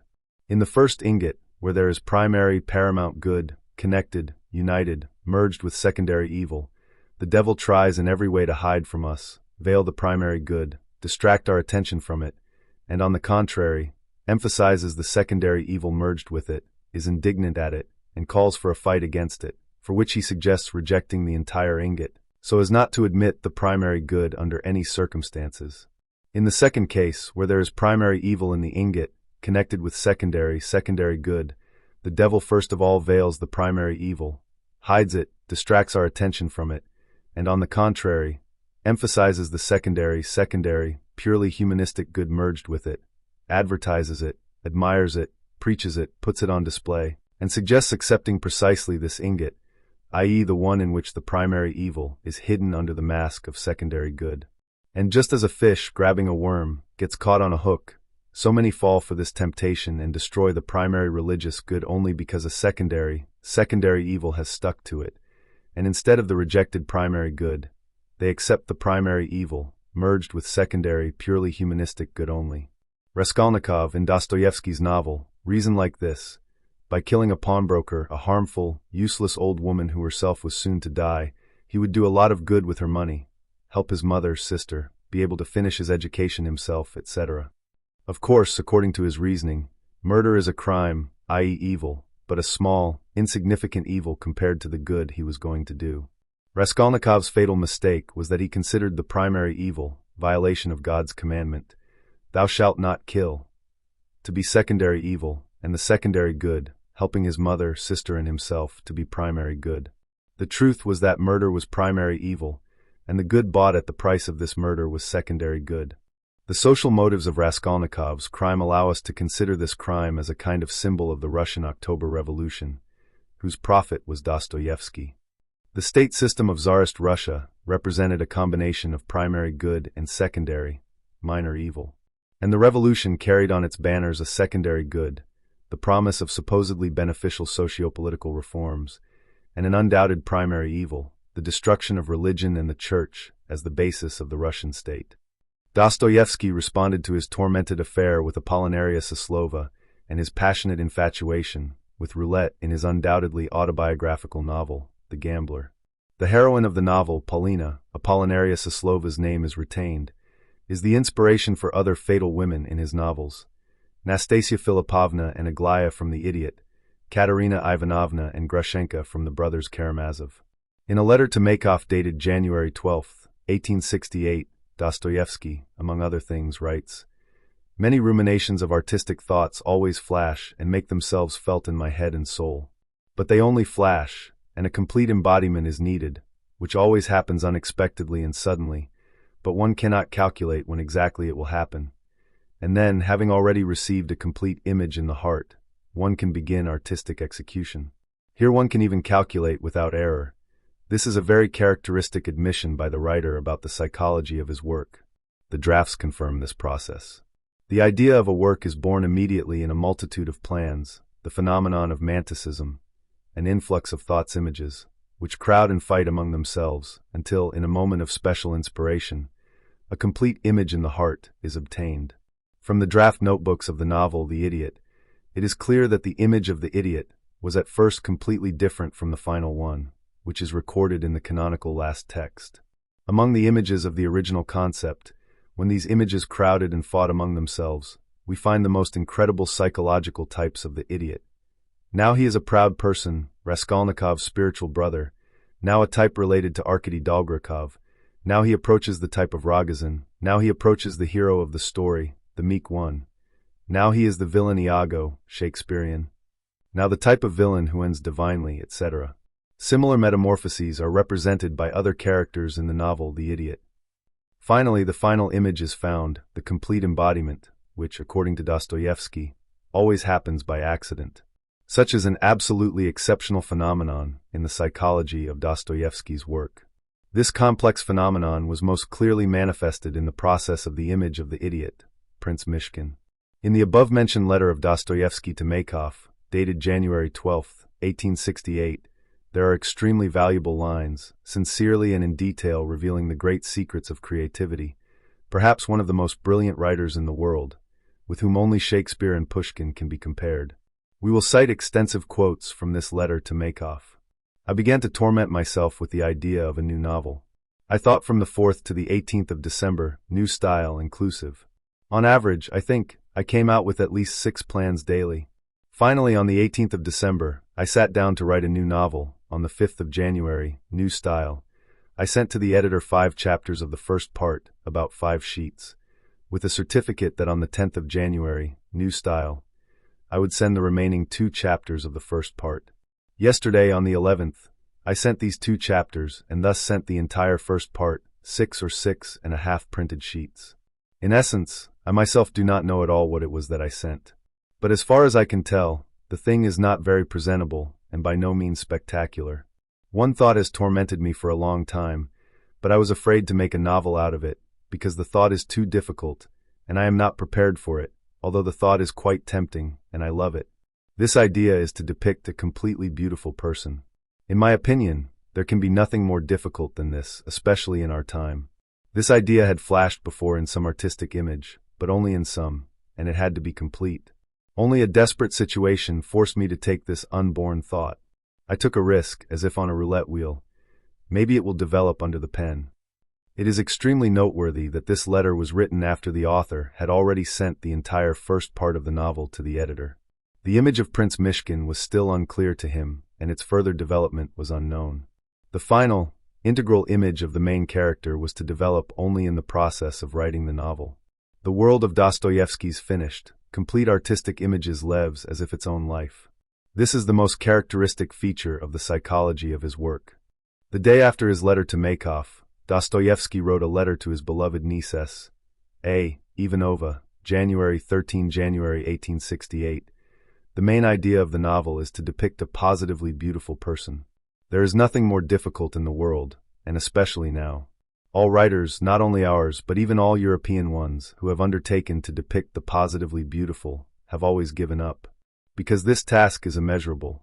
The beautiful is an ideal, and neither ours nor that of civilized Europe has yet been developed. There is only one positively beautiful person in the world, Christ, so that the appearance of this immeasurably, infinitely beautiful person is, of course, an infinite miracle. The entire Gospel of John is in this sense. It finds all its miracle in one embodiment, in one appearance of the beautiful. But I have gone too far.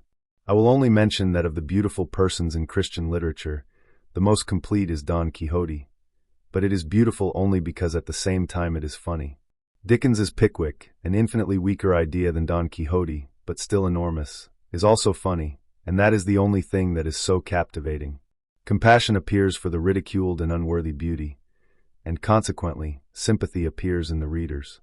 This arousal of compassion is the secret of humor. Jean Valjean is also a strong attempt, but he arouses sympathy because of his terrible misfortune and the injustice of society towards him. I have nothing like this, absolutely nothing, and therefore I am terribly afraid that it will be a positive failure. The second part, which I am sitting down to today, will be finished in a month. I have been working like this all my life. It seems to me that it will be stronger and more thorough than the first.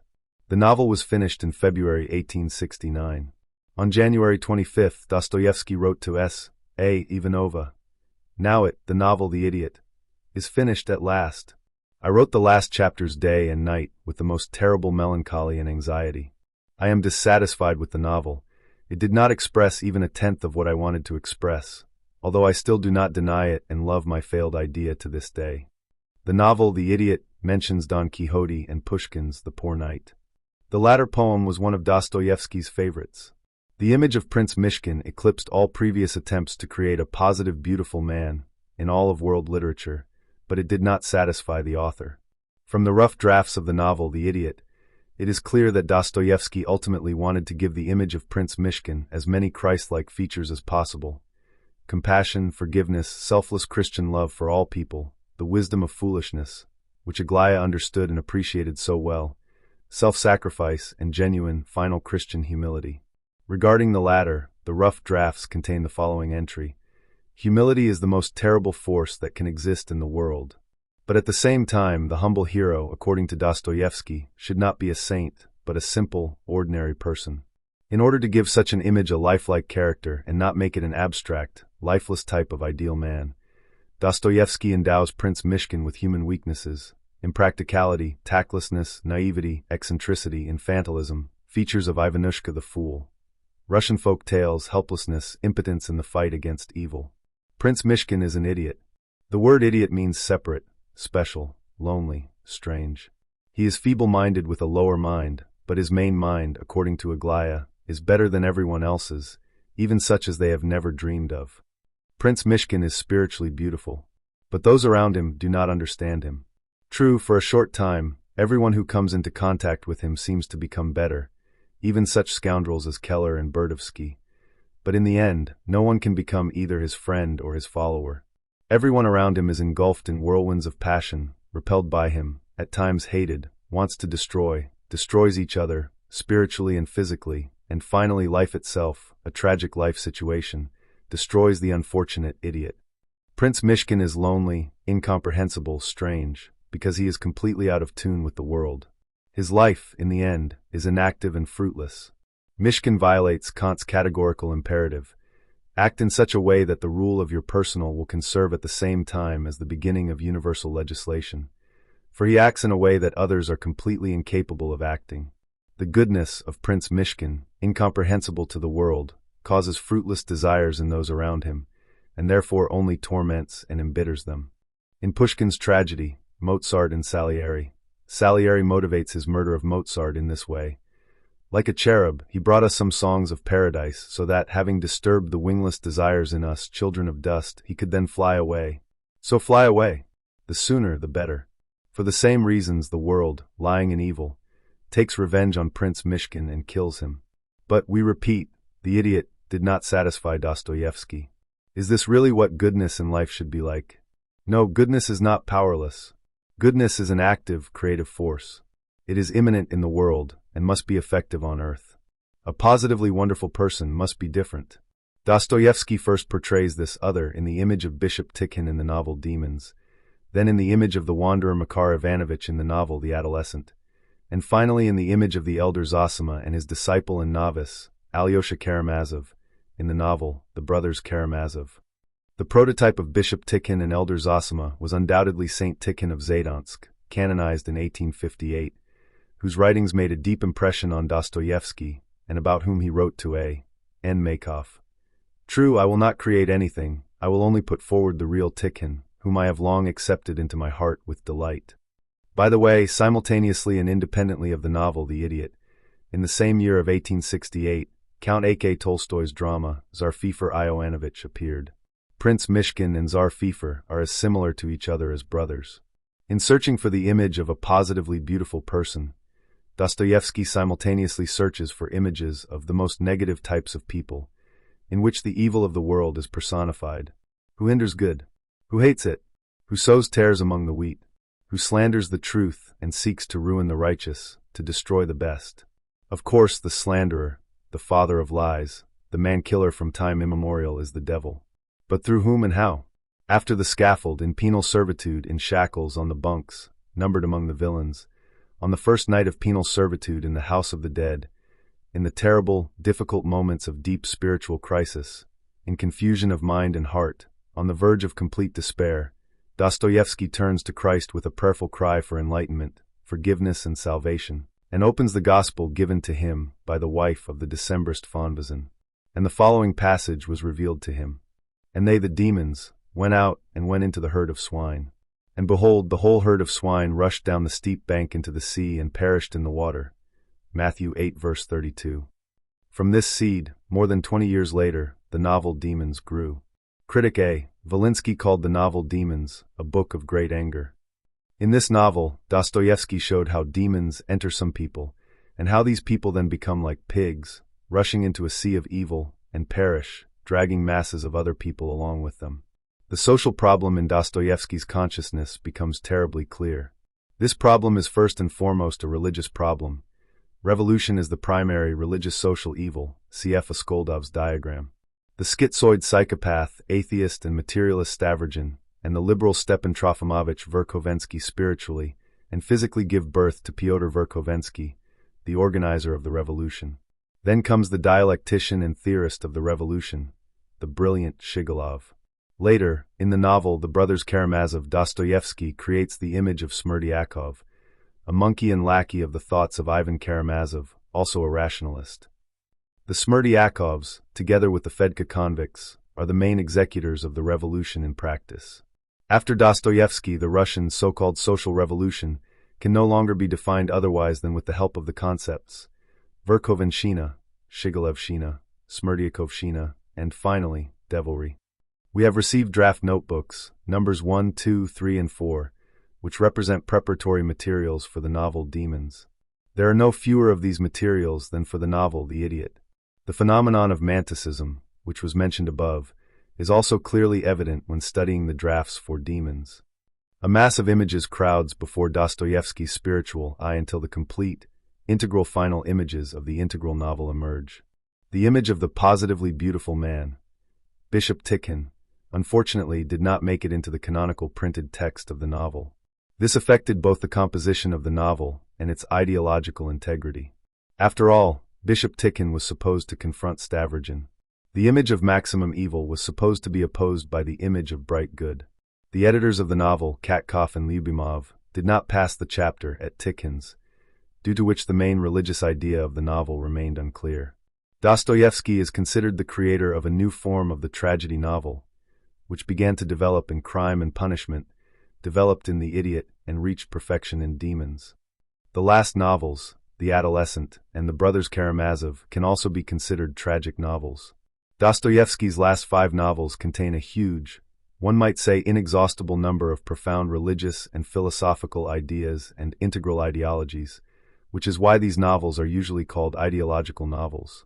In Dostoevsky's novels, we observe dialectical clashes of integral worldviews, usually presented in living images. Therefore, Dostoevsky's novel can ultimately be defined as an ideological tragic novel in the dialectic of living artistic images. We find a wonderful analysis of the image of the theorist of the revolution, Shigalov, in the work of a serious, thoughtful researcher of Dostoevsky's work, K. Mochalsky, in his book mentioned above, Dostoevsky, Paris, 1947. Let us quote from this great work. In the process of working on the novel, Demons, writes Mochalsky, an additional image emerged from the figure of Pyotr Verkhovensky Shigalov.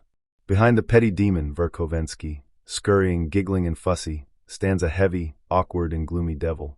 Verkhovensky is the frivolous Klestikov of the revolution. Shigalov is the ponderous Sabakevich. This theorist of destruction is characterized by his ears. Most of all, says the chronicler, his ears struck me, unnatural in size, long, wide, thick, somehow sticking out especially apart.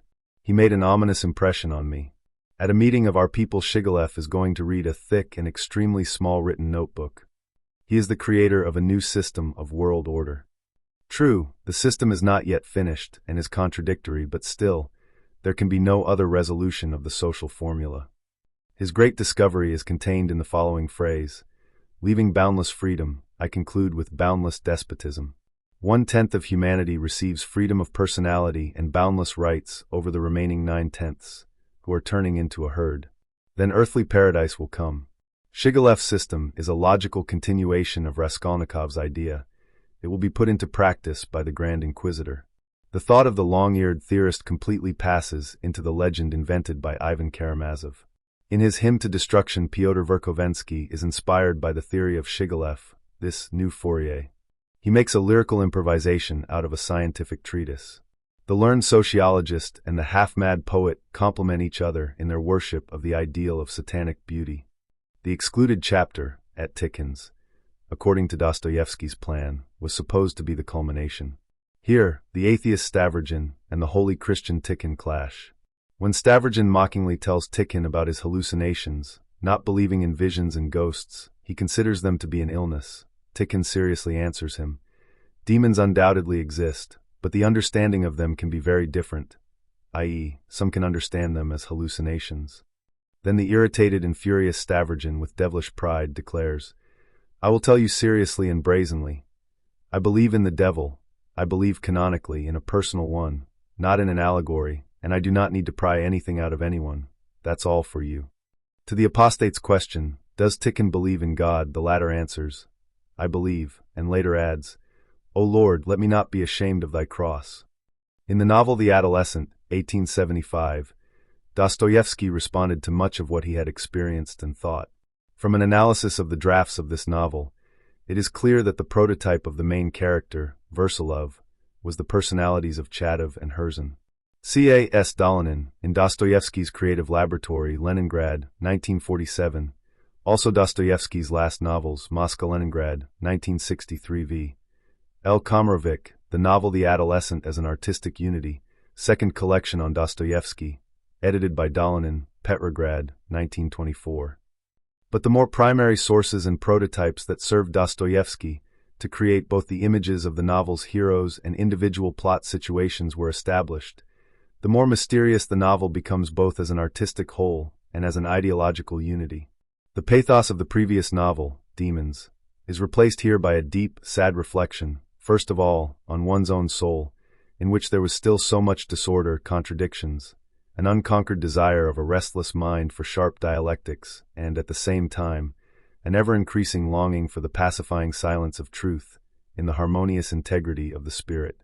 Although the novel is called The Adolescent, and the hero of the novel should have been this teenager with his Rothschild idea, a modified idea of Pushkin's The Miserly Knight, whom Dostoevsky highly valued and reread before writing The Adolescent. But against the author's wishes, the main character turned out to be the teenager's father, Versilov. We saw a similar case of a main character who appeared against the author's wishes in the person of Stavrogin, who took the place assigned by the author to Pyotr Verkovensky.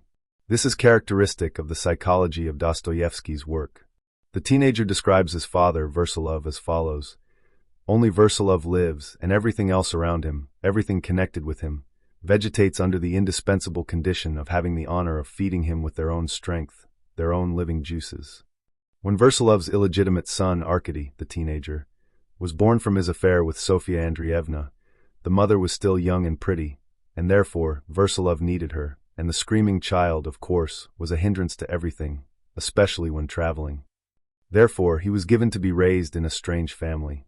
Once, during Lent, Versilov was so touched that he decided to confess and receive Holy Communion, but he didn't like something about the priest's appearance, about the surroundings, but he only returned and suddenly said with a quiet smile, "My friends, I love God very much, but I am not capable of this." This is so typical of the rosy Russian intellectual and egoist to the core. Like Stavrogin, being to some extent even the latter's double, Versilov is capable of experiencing two opposing feelings at the same time.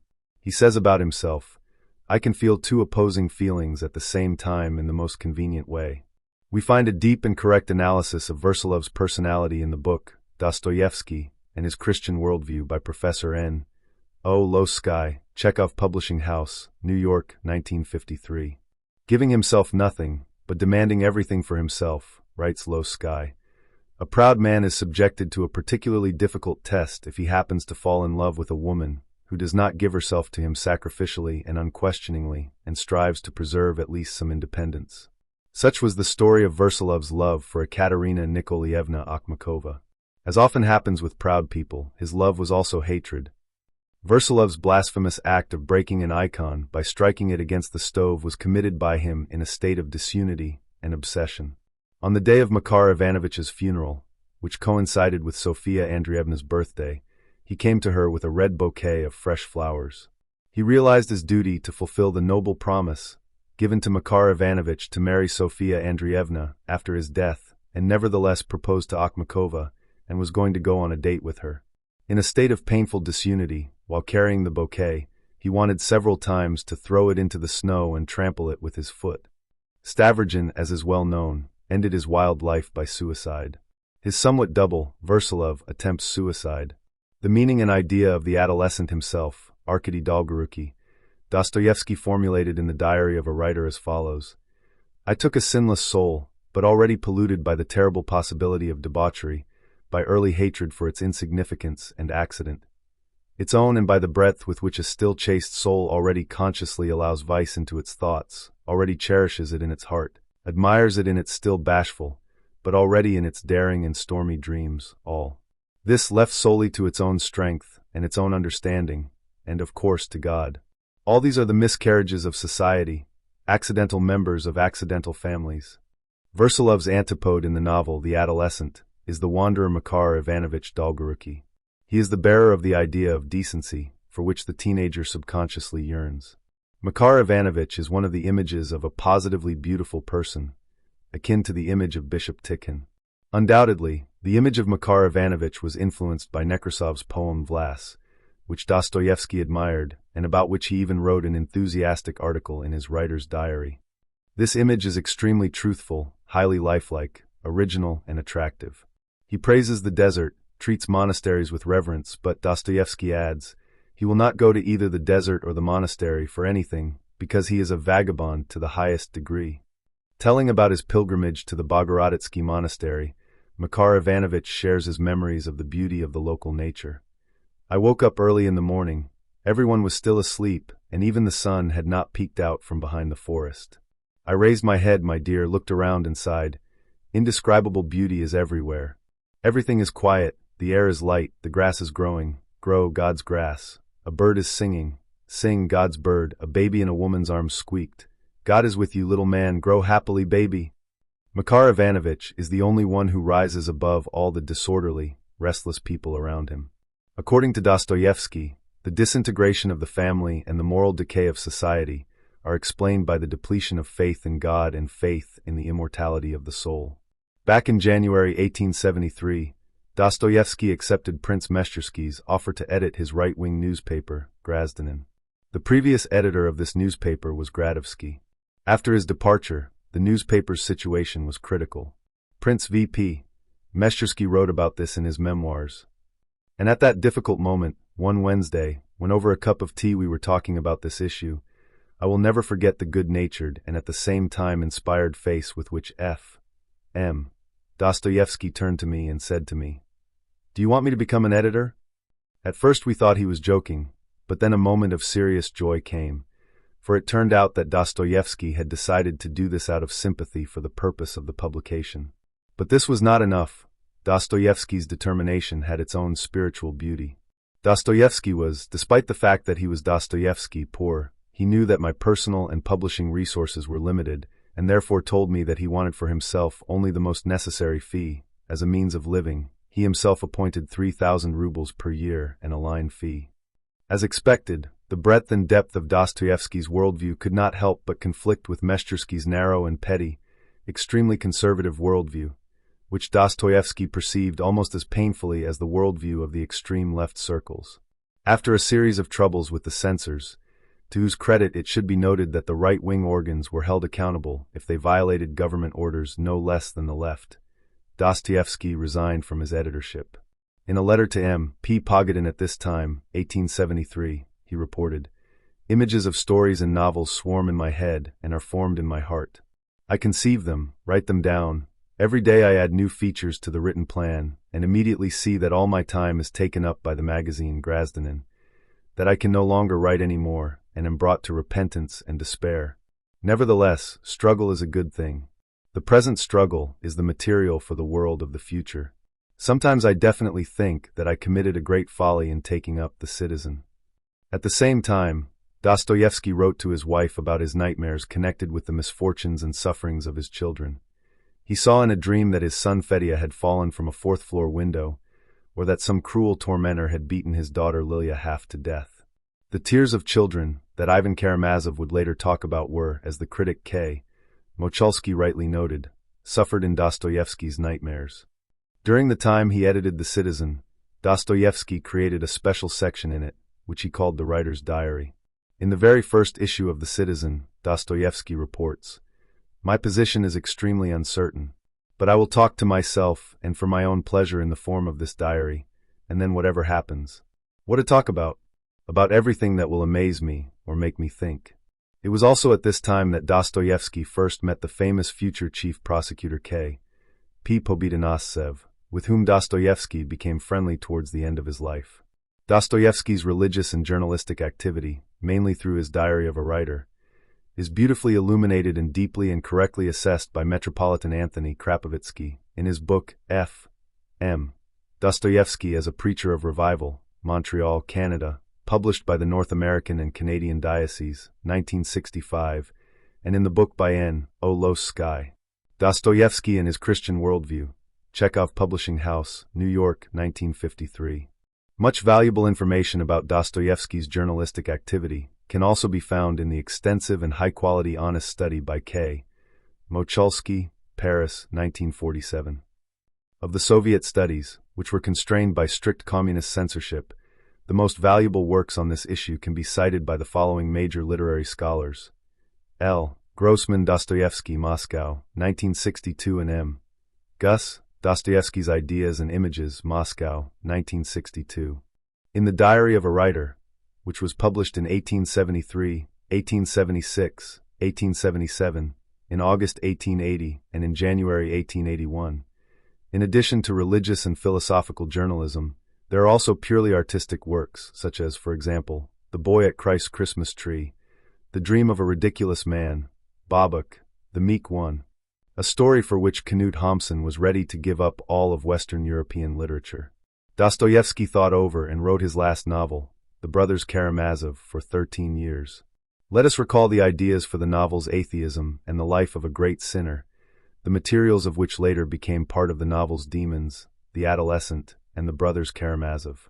The image of the elder Zosima was initially created under the influence of the book image of Saint Tikhon of Zadansk, but then the features of the Optina elder Ambrose were added to it, to whom, together with Vladimir Solovyov, Dostoevsky went to Optina Pustin in 1878. According to the instructions of Metropolitan Anthony Krapovitsky, some features of the elder Zosima were taken from another elder of Optina Pustin, Macarius, who died in 1860, whom Dostoevsky did not know personally, but about whom he had heard a lot. Elder Ambrose, after Dostoevsky visited him, said one word about the latter, repentant. The meaning of this epithet is not entirely clear. Some of the inhabitants of Optina Pustin, for example, Elder Disitheus, the confessor of Elder Nectary, later interpreted it as follows: repentant, i.e. permanently repentant, but unable to fully repent. The hero of the novel, the brothers Karamazov, according to Dostoevsky's plan, was supposed to be Alyosha. But in the written novel, which, according to Dostoevsky's explanation, was only an introduction to another, main, unwritten second novel, the hero is Ivan. Dostoevsky's sympathies are clearly on the side of the elder Zosima and Alyosha, but the author allows Ivan to speak so powerfully, intelligently and convincingly that some critics, for example, A. S. Dolanin, are inclined to identify Ivan with Dostoevsky himself. Yes, of course, Ivan's voice sounds so strong because it was once the voice of Dostoevsky himself, and the echo of this voice remained in his soul for a very long time. That is why later Dostoevsky could say about himself, "My Hosanna passed through many crucibles of doubt." The brothers Karamazov analyzes the problem of God and the world's evil, i.e. the problem of theodicy. Everything that can be said against God and the world he created has been said, but the full defense has not yet been fully expressed. It is only outlined, for a detailed, exhaustive answer and a full apology should have been given in the second, final novel, where the main character should have been Alyosha. However, this defense in the written novel is outlined extremely clearly and firmly. Who is right, Ivan or Zosima? Alyosha, the future protagonist of the novel, listens attentively to both. His pure youthful heart feels the truth. But this is not enough. You must know, you must understand, you must be able to defend your faith and your knowledge, and most importantly, you must live and act for the glory of God's truth. And the monkhood in the world, this is Dostoevsky's new idea. This idea in no way denies monasticism above the world. On the contrary, the idea of monasticism in the world, is nourished from above, breathes the high air of monasticism above the world. A monk in the world is a translator of spiritual language into the language of the soul, a missionary not only by word, but also by example, by deeds, by his whole life in the world. By the way, it should be noted that this idea has nothing in common with the idea of the so-called white monasticism of Bishop John Shakovsky. Elder Zosima blesses Alyosha for the feat of monasticism in the world, blesses him for marriage, for entering the world, for the struggle for the primacy of the spiritual principle in worldly life. Alyosha Karamazov is carefully preparing for his feat. Ivan is ideologically fighting Alyosha. The fight is just beginning, but immediately becomes acute and tense. Ivan poses problems that he will have to clearly and finally resolve in the second novel, Alyosha. Ivan not only poses problems, but also gives his own specific negative solution to them. First of all, he poses the problem of evil. After the shocking examples of innocent babies suffering, Ivan says, "It is not God that I do not accept, Alyosha. I only most respectfully return the ticket to him, a ticket for entry into the future world harmony." In other words, Ivan, like Voltaire, protests not against the existence of God, but against the world created by God, in which there is the suffering of innocent babies. Oh, of course, in Ivan's voice we recognize the voice of Dostoevsky himself from his pre-penal period, the voice of Dostoevsky the humanist, the socialist, the Petrushevite. "This is a riot," Alyosha said quietly, looking down. "Rebellion? I wouldn't want you to say that," Ivan said earnestly. In response to his brother's rebellion, Alyosha reminds him of Christ and his redeeming suffering. Then Ivan tells his younger brother his legend of the Grand Inquisitor. But the entire grandiose edifice of this criticism of Christianity collapses from two remarks by Alyosha. 1. This is Rome, i.e., this is Catholicism, not Christianity. 2. Your Inquisitor does not believe in God, that is his whole secret. These remarks are deeply correct and penetrating. There is no doubt that true faith in God enlightens the human mind with the mind of Christ to the understanding of those truths that cannot be understood and accessible to an atheist. Alyosha answers Ivan to the point, but his answers are only the seeds of a spiritual understanding of the problem, from which in a spiritual person they must grow and bear fruit. Clear and convincing, simple spiritual thoughts and feelings. All this should have been shown and proven in the second, main novel, which remained unwritten. But if we are deprived of the opportunity to see Alyosha's answers with our own eyes in the convincing artistic images of the unwritten novel, then we can, to some extent, clarify them theoretically, based on those spiritual seeds that have been given to us. So let us try to translate Alyosha's brief spiritual answers to Ivan into the language of the soul. How can the suffering of innocent children be justified? Ivan asks proudly, and immediately answers himself, nothing. But the very formulation of the question is incorrect. Such questions cannot be posed on the plane of only one isolated human mind. Jesus Christ, the Son of God, is incarnate to redeem and save the world. Being absolutely sinless, he suffers and suffers a martyr's death absolutely innocently. Innocent babies, suffering innocent torments, are crucified with Christ, participate in his sufferings, for which they receive in the kingdom of heaven the highest eternal reward of martyrdom's incorruptible crowns of ineffable glory and the joy of the Holy Spirit. In the lives of the saints, there is an extremely instructive description of the sufferings of the martyr Varus. This description tells of one deeply pious widow, Cleopatra, who saw the sufferings of Varus and served him, after his death, in the matter of preserving and glorifying his holy remains relics. In a state of high spiritual uplift, she prayed to Saint Varus, "I pray to you, passion-bearer of Christ, ask for me from God that which will be pleasing to him and useful to me, and also to my only son. I have nothing more to ask for than what the Lord himself wants. He himself knows what is useful for us, and may his good and perfect will be accomplished for us."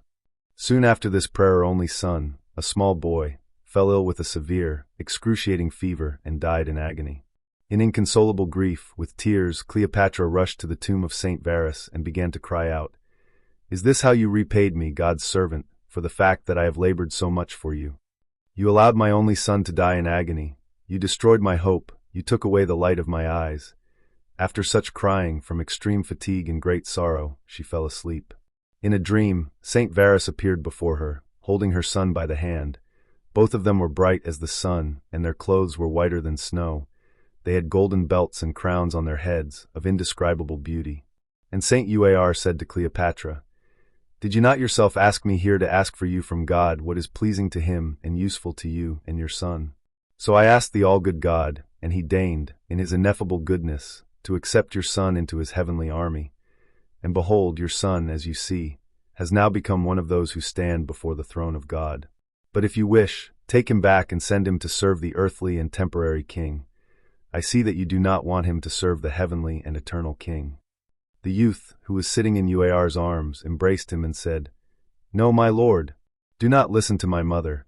Do not send me into a world full of injustice and all lawlessness, from which I was saved thanks to your intercession. Do not deprive me, Father, of communication with yourself and with the saints." Then, turning to his mother, he said, "Why are you weeping so, my mother? I am numbered among the army of the King Christ, and I have been given the right to stand before him in heaven together with the angels, and now you ask to take me from the kingdom into humiliation." Then blessed Cleopatra, seeing that her son was clothed in the rank of angels, said, "Take me with you, so that I may be with you." But Saint Varus answered, "And here on earth remaining, you are still with us, Go in peace, and then, when the Lord commands, we will come to take you. In the lives of the saints, there are other examples of the suffering of children, teaching the believing Christian the simple, clear and wise truth that the judgment of man and the judgment of God are different. And how, for example, would Ivan Karamazov have understood and appreciated such cases, described in the lives of the saints, when a small boy, seeing his martyred mother being burned at the stake, breaks free from the hands of the one holding him, and throws himself into the fire, and burns there together with his mother. Regarding the endurance of suffering, we can also recall and give examples of a purely physiological nature. We know that strong effects, for example, fear, can suppress and dull the feeling of pain. Hypnosis can also replace anesthesia, and surgical operations can be performed under hypnosis. In an unconscious state, a person does not experience pain. Growing pain can become a kind of anesthesia and dull the pain, as the Russian physiologist N. E. Vidensky showed in his remarkable works. An even more powerful means for overcoming the feeling of even the most terrible torment is the sublime spiritual upsurges that Christian martyrs demonstrated. Sending sorrows and suffering, the Lord often simultaneously sends strength to overcome these trials. The Almighty, omnipotent and all-good Lord can and does send his help with the help of miracles. Let us recall the walking on water not only of the Savior himself, but also of the Apostle Peter, the Venerable Mary of Egypt and others.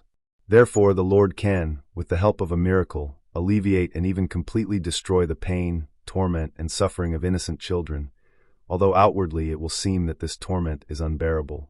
The blood of innocent tortured babies is a terrible human sacrifice. But isn't the divine blood of the innocent Savior of the world an even more terrible God-man sacrifice? Before Golgotha, let all human flesh be silent. Does any person, except a militant atheist with a seared conscience, return the ticket for the right to enter world harmony, i.e., to participate in the eternal salvation of human souls from sin, damnation, and death, and to receive eternal bliss in the kingdom of heaven, standing before the Golgotha of the innocently crucified Savior of the world? Will Ivan Karamazov himself, not only thinking theoretically, but personally standing before the crucified Christ, be able to brazenly return to him his ticket, bought with the blood of the God-man? What right does Ivan have to not forgive the innocent sufferings of infants, when these infants, some of whom throw themselves into the fire, will not only forgive, but bless their sufferings and thank the Lord for choosing them for innocent torment, crucifying them with himself, and thereby preparing for them the highest eternal reward of incorruptible martyrs' crowns in the kingdom of heaven? The souls of innocent babies tortured on temporary earth, the Russian people in the remarkable tale of the invisible city of Kitez, see in the eternal kingdom of heaven, clothed in ineffable beauty. Their soul, girded with a bright rainbow, all decorated with stars from the sky. Behind are the wings of quiet joy. On the forehead is a crown of vain torment. It is extremely significant that pure Alyosha is understood much better than his learned brother Ivan by his elder brother, the dissolute Dmitri, who is capable of such spiritual self-denial as reconciliation with the thought of going to hard labor for parricide, which he did not commit. For according to Dostoevsky's conviction, all are guilty for one and one for all. Such is the social ethics of Christianity. In 1878, the Russian Academy of Sciences elected Dostoevsky as a corresponding member of the Department of Russian Language and Literature. This caused delight among the writer's friends and anger among his enemies. Dostoevsky's swan song, as is well known, was his famous speech about Pushkin at the Pushkin Festival, at the opening of the monument to the greatest genius Russian poet, on June 8th and 20th, 1880, 7 months before Dostoevsky's death. The main idea of this speech, which was the fruit of 20 years of reflection, is an analysis of the historical mission of Russia. Dostoevsky saw this mission in promoting the all-human brotherhood of nations. He considered it necessary to base such a brotherhood on the resolution of socio-political problems in the spirit of orthodoxy. He considered the orthodox Christian truth to be the greatest real historical truth. The success of the speech was absolutely extraordinary. It was not only the most remarkable event in the history of Russian literature, but also one of the most significant phenomena in the history of Russian spiritual culture of the 19th century. Returning from the celebration, Dostoevsky wrote to his wife, "When I proclaimed at the end about the universal unity of people, the hall was in hysterics. People unknown to the audience cried, sobbed, hugged each other and swore to each other to be better, not to hate each other in the future, but to love. It was true. Turgenev embraced his old enemy with tears. Ivan Aksakov refused to give his speech after Dostoevsky's speech, which he described as an event in Russian literature. Aksakov was applauded for these words, but was forced to give his own speech. One student fainted from excitement. Dostoevsky received a huge laurel wreath on behalf of Russian women, which he laid at the feet of his teacher as he passed the Pushkin monument after the holiday. Pobedonoscev sent Dostoevsky a letter of greetings in which he expressed his gratitude for the fact that Dostoevsky had managed to push back the mad wave that was preparing to overwhelm the Pushkin monument. Of the numerous memoirs and descriptions of the All-Russian Pushkin Festival in 1880, the bright, truthful, heartfelt memoir of the famous Russian lawyer, remarkable public figure, senator, member of the State Council, professor of criminal law, academician of the Russian Academy of Sciences, Anatoly Fyodorovich Kony deserves special attention. And the author of this article had the happiness and joy of hearing the following recollection from the lips of A. F. Kony himself, while staying with the latter, in the summer of 1922, in the sanatorium House of Scientists in Tsarskoye Selo, renamed by the Bolsheviks into Detskoye Selo, and then into the city of Pushkin. Let us cite an extensive quote from this memoir, Moscow, 1959, Volume 2. In 1880, the long-awaited opening of the Pushkin Monument took place in Moscow. The excitement of the population, the enthusiastic mood of the representatives of literature, art, and educational institutions, most of whom were part of various delegations with banners and wreaths, the touching episodes that accompanied this opening. It presented an unforgettable event in the memory of each of those who consciously attended it. The celebrations lasted for 3 days, and the main living hero of these celebrations was, by common consent, Turgenev. But on the 3rd day he was replaced in this role by Fyodor Mikhailovich Dostoevsky. Anyone who heard his famous speech on that day, of course, clearly imagined what enormous power and influence the human word can have when it is spoken with ardent sincerity in the mature spiritual mood of the listeners. Stooped, short, usually with his head slightly lowered and tired eyes, with an indecisive gesture and a quiet voice, Dostoevsky was completely transformed while delivering his speech. He grew tall on the stage, proudly raised his head, his eyes sparkled on his face, pale with excitement, his voice grew stronger and sounded with special force, and his gesture became energetic and imperative. A restrained excitement began in the hall, which grew, and when Fyodor Mikhailovich finished, there was a minute of silence, and then, like a stormy stream, an unheard of and unprecedented delight broke through, which I had never seen in my life. Probably in this way, in the distant past, Savonarola was able to influence the assembled crowd. Dostoevsky's speech amazed even foreigners. Professor of Russian literature at the University of Paris, Louis Leger, who came specially for the Pushkin celebrations, said that he was completely overwhelmed by the brilliance and power of this speech, is completely under her spell, and would like to convey his impressions in their entirety to Victor Hugo, whose talent, in his opinion, has so much in common with the gift of Dostoevsky. Having decided to resume publication of his writer's diary in 1881, Dostoevsky wrote to Ivan Sergeyevich Aksakov on November 4, 1880. I confess to you in a friendly manner that when I began to publish the diary, next year, I have often and repeatedly prayed to God on my knees to give me a pure heart, a pure word, sinless, non-irritable, non-envious. These words of Dostoevsky are extremely significant. After all, the previous diary was full of very irritable words, although the writer's heart was always pure. Such self-criticism, such a cautious attitude to words, reminds us of a similar attitude to words by Gogol in the last period of his life. In December 1880, Dostoevsky personally presented the novel The Brothers Karamazov to the heir, the future Emperor Alexander III, and was honored with a reception by their Imperial Highnesses at the Anichkov Palace. The first and last issue of the writer's diary, January 1881, was published after Dostoevsky's death. The most remarkable sorrowful words of the great Russian genius writer in this last issue were the words about the left Russian intelligentsia. Their whole profound mistake, i.e. the left intelligentsia, wrote Dostoevsky, is that they do not recognize the church in the Russian people. The socialism of the Russian people lies not in communism, not in mechanical forms. It believes that it will be saved only in the end by universal unity in the name of Christ. This is our Russian socialism. Dostoevsky believed that the tragedy of human history would end with the transformation of the world and the second coming of the Savior. This ardent faith of his had not yet found clear images and had a chiliastic tint.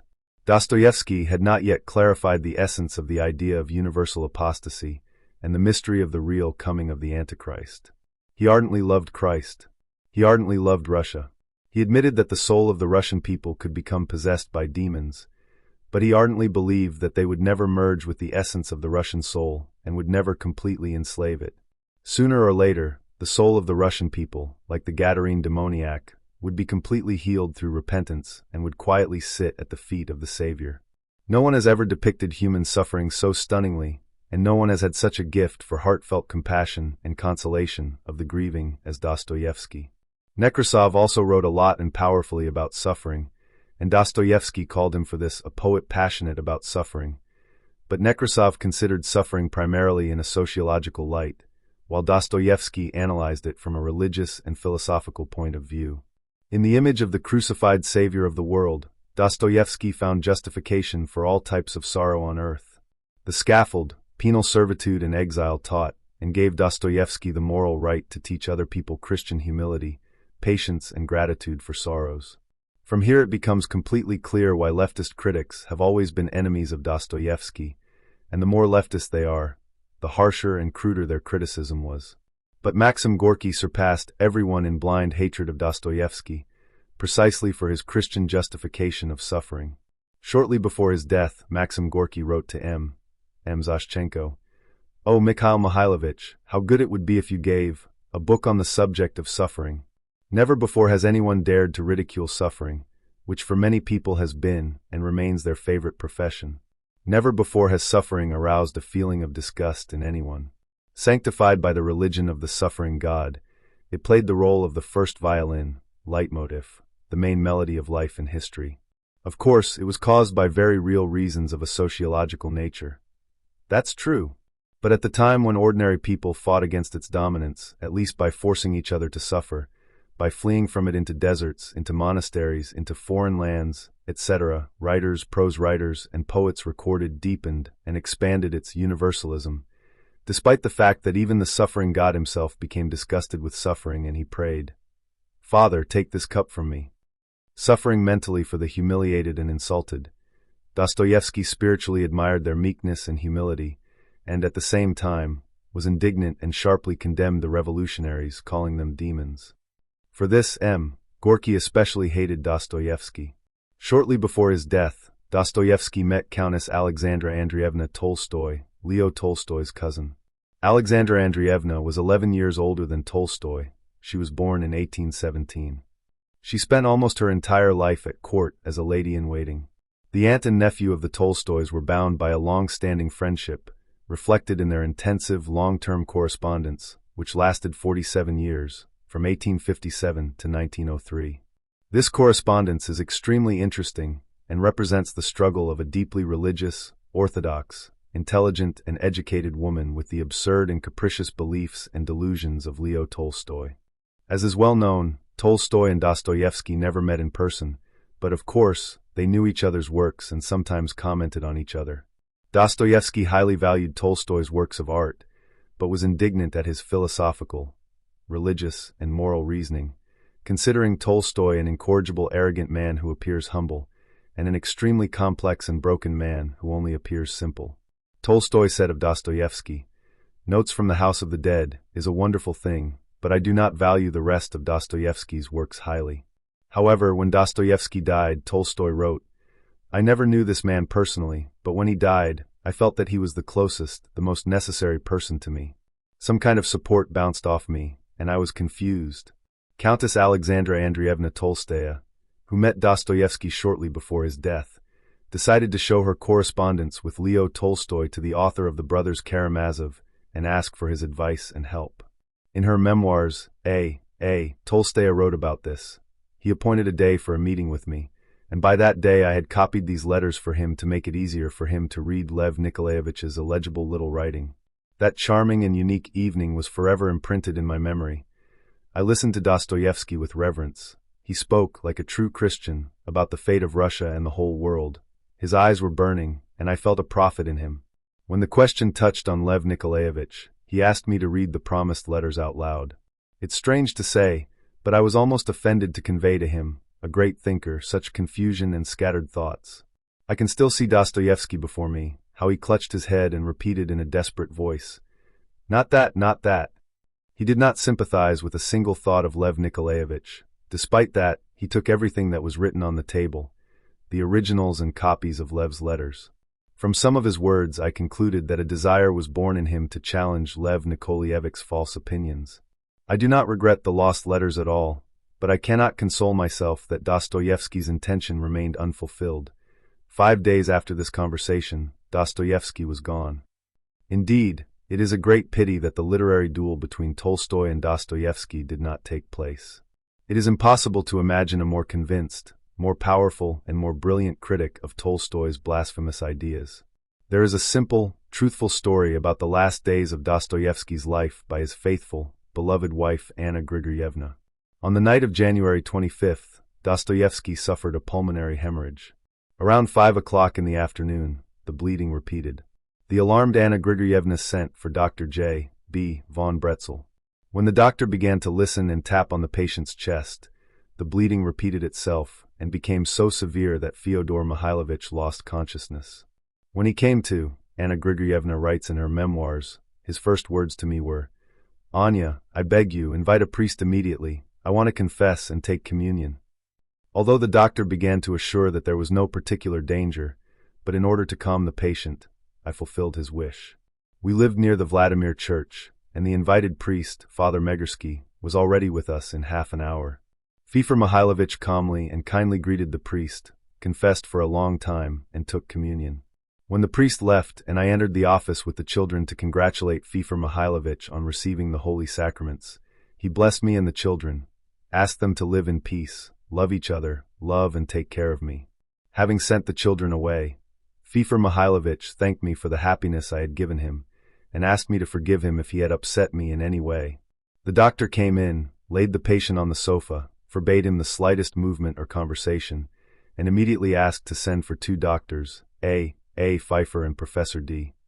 I. Koshlikov, with whom my husband sometimes consulted. Koshlikov decided that since relatively little blood had been spilled, 3 times 2 glasses, a plug might form and things would move towards recovery. Dr. Bretzel spent the whole night at the patient's bedside. The night passed peacefully. I woke up at about 7 a.m. and saw my husband looking in my direction. "Well, how are you feeling, my dear?" I asked, leaning toward him. "You know, Anya," said Fyodor Mikhailovich in a half-whisper, "I haven't slept for 3 hours and I keep thinking, and only now have I clearly realized that I will die today." "My dear, why are you thinking this?" I said in terrible anxiety. "After all, you are better now. The blood is no longer flowing. A plug has obviously formed, as Koshlikov said. For God's sake, don't torment yourself with doubts. You will still live, I assure you." "No, I know I must die today." "Light a candle, Anya, and give me the Gospel." He himself opened the Holy Book and asked to read. The Gospel of Matthew was opened, chapter 3, verses 14 to 15. Then John restrained him, saying, "I have need to be baptized by you, and do you come to me?" But Jesus answered and said to him, "Suffer it now, for thus it is fitting for us to fulfill all righteousness." "You hear, don't hold back, which means I'm going to die," said the husband and closed the book. At about 7 o'clock in the evening the bleeding resumed, and at 8:38 p.m. Dostoevsky died, January 28, 1881. He was buried in the Church of the Holy Spirit in the Alexander Nevsky Lavra in St. Petersburg. His funeral turned into a historical event. No less than 30,000 people accompanied his coffin. 72 delegations carried wreaths. 15 choirs sang. The coffin was carried in the hands of constantly changing volunteers. According to A. F. Coney, the first to grasp the handles of the coffin were Palm and Pleshchev, who 32 years before this, together with the deceased, were raised to the scaffold on Semenovsky parade ground to hear the verdict in the Petrushevsky case. A. S. Suverin wrote in his memoirs, his, Dostoevsky's, funeral, "The removal of his body is a public event, an unprecedented triumph of Russian talent and Russian thought, popularly and freely recognized for the Russian writer. Neither Petersburg nor any other Russian city has ever seen a more majestic, more touching spectacle. No widow, no children have ever had such great consolation, to soften their grief with such an expression of public gratitude to a loved one, to fill their lives with memories of an unforgettable great day. although it was a day of eternal separation. The funeral took place on February 1st, 1881. Heartfelt speeches were given by A. Palm P. A. Gaidburov, Professor O. F. Miller and philosopher Vladimir Solovyov. 12 years after Dostoevsky's funeral, in 1893 V.V. Rozanov wrote an article dedicated to the late writer, recalling the immense masses of people who gathered for the burial of their master of thoughts. In this article, Rozanov wrote, "What kind of feelings were these? Who was buried then? Who did Russia lose in him? It would be simplest to say that he was one of us, a man of our bones and flesh, but one who outlived us so immeasurably more, who saw so immeasurably more, that this insight naturally appears to us as wisdom, not the wisdom that is the fruit of mental calculations, and which we love as an object of curiosity, but do not consider it serious enough to live by, but the wisdom of the heart, which we seek precisely in order to learn how to live. Nature gave him all other gifts, he acquired this one, and became great by it." One cannot but agree with these words. The inexhaustibly deep and broad creativity of Dostoevsky will be the subject of study for many centuries, for Dostoevsky stands in the same ranks with such giants of the artistic word as Dante, Shakespeare, and Pushkin. Professor I. M. Andreev.